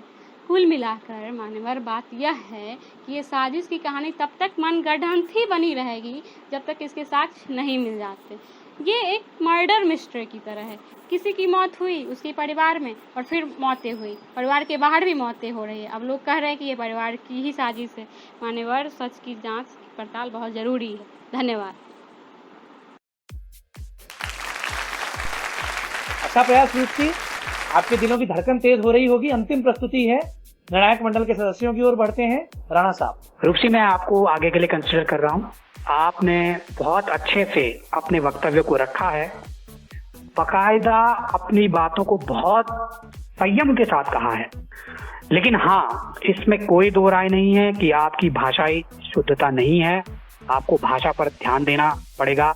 रा और रा की समस्या ये आपके साथ है, लेकिन मुझे लगता है कि इसके अतिरिक्त आपने अपने आप को बहुत अच्छे से अभिव्यक्त किया है और मैं आपको आगे के लिए कंसिडर कर रहा हूँ।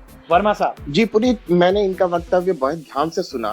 मुझे लगता है कि इनकी प्रस्तुति में इन्हें बहुत सुधार की आवश्यकता है और भाषा शैली में भी सुधार की आवश्यकता है। राणा साहब ने पहले ही कह दिया कि रा और रा में बहुत कंफ्यूज है ये। और मुझे दूसरी चीज ऐसी लगी जो पता नहीं औरों ने नोटिस किया नहीं की, लेकिन मैंने की। ये वाद विवाद प्रतियोगिता नहीं बोल रही थी, बल्कि पेपर रीडिंग कर रही थी। और पेपर रीडिंग डिबेट में मैं कई बार कह चुका हूँ कि ये स्वीकृत नहीं होता है, लिहाजा मैं इन्हें कंसिडर नहीं कर पा रहा हूँ। इसके लिए क्षमा चाहता हूँ। धन्यवाद। दानिश जी। मैम, पहली बात, आपने भी संगोष्ठी शब्द का इस्तेमाल किया है जो वर्जित है, आपको नहीं करना चाहिए था। दूसरी बात, जो भाषा की हम बार बार बात कर रहे हैं, तो ये आप में बहुत सुधार की गुंजाइश है। मुझे जब मैं आपको सुन रहा था तो मुझे शाह नवाज हुसैन साहब की याद आ गई। तो मैं उनका बहुत बड़ा फ़ैन हूँ। वो भी र और ड़ का जो प्रोनाउंसिएशन है, दिक्कत है, वो शायद बिहार में ऐसी कई जगहों पर प्रॉब्लम है, तो वो आपके साथ भी है। लेकिन जब हम सुनते हैं और जब ये वाले इश्यूज आते हैं र और ड़ के, तो वो कानों को अच्छा नहीं लगता, सुनने में अच्छा नहीं लगता, अट्रैक्ट नहीं करता। आपका कंटेंट कितना भी अच्छा हो, लेकिन कहीं ना कहीं वो भारी पड़ जाता है आपके ऊपर। तो कंटेंट अच्छा था, प्रेजेंटेशन अच्छी थी, पर फिर भी मेरे कानों को जची नहीं ये र और ड़ के कारण, क्योंकि बहुत जगह पर ऐसा हुआ है। और भी भाषा में काफी प्रॉब्लम्स हैं, सिर्फ र और ड़ की बात नहीं है। तो बहुत ज़्यादा सुधार की आपको ज़रूरत है। अपनी भाषा पर आप काम कीजिए और आप कर सकती हैं। आपकी प्रेजेंटेशन अच्छी है, आपके पास कंटेंट बहुत अच्छा है। मुझे लगता है कि आप स्टूडेंट हैं, जो मैं समझ पा रहा हूँ। तो एज ए स्टूडेंट हम बहुत सारी चीज़ों को सही कर सकते हैं। तो मेरी बहुत शुभकामनाएं हैं। आपका फ्यूचर बहुत ब्राइट होगा और आप बहुत अच्छी डिबेटर होंगी। आप इस पे काम करें। इस बार के लिए मुझे प्लीज माफ कीजिए। चलिए रूपसी, कोई बात नहीं, आप इस बार के लिए कंसीडर नहीं हो पाई हैं, लेकिन आशा नहीं बल्कि विश्वास है कि आप अगली बार जब रेडियो उड़ान बड़े पैमाने पर वाद विवाद प्रतियोगिता का आयोजन करेगा, तो आप पूरे जोर के साथ इस प्रतियोगिता में आएंगी और निर्णायक मंडल के सदस्यों के लिए एक चुनौती खड़ी करेंगी अपनी प्रस्तुति के साथ। ऐसा मेरा मानना है और मेरा विश्वास है। तो अब इसी के साथ सभी प्रस्तुतियां आज की यहीं पर समाप्त होती हैं। तो मुझे यानी पुनीत को आज का कार्यक्रम समाप्त करने की दीजिए इजाजत। अपने घरों में सुरक्षित रहिए, सेफ रहिए, अपना ध्यान रखिए, अपने आप को बचाए रखिए और अपनी सुरक्षा अपने हाथों में है। तो अब मुझे अपनी पूरी टीम के साथ, रेडियो उड़ान टीम के साथ आज का कार्यक्रम समाप्त करने की आज्ञा दीजिए। बाय बाय, गुड नाइट, शब खैर, जय हिंद, जय भारत।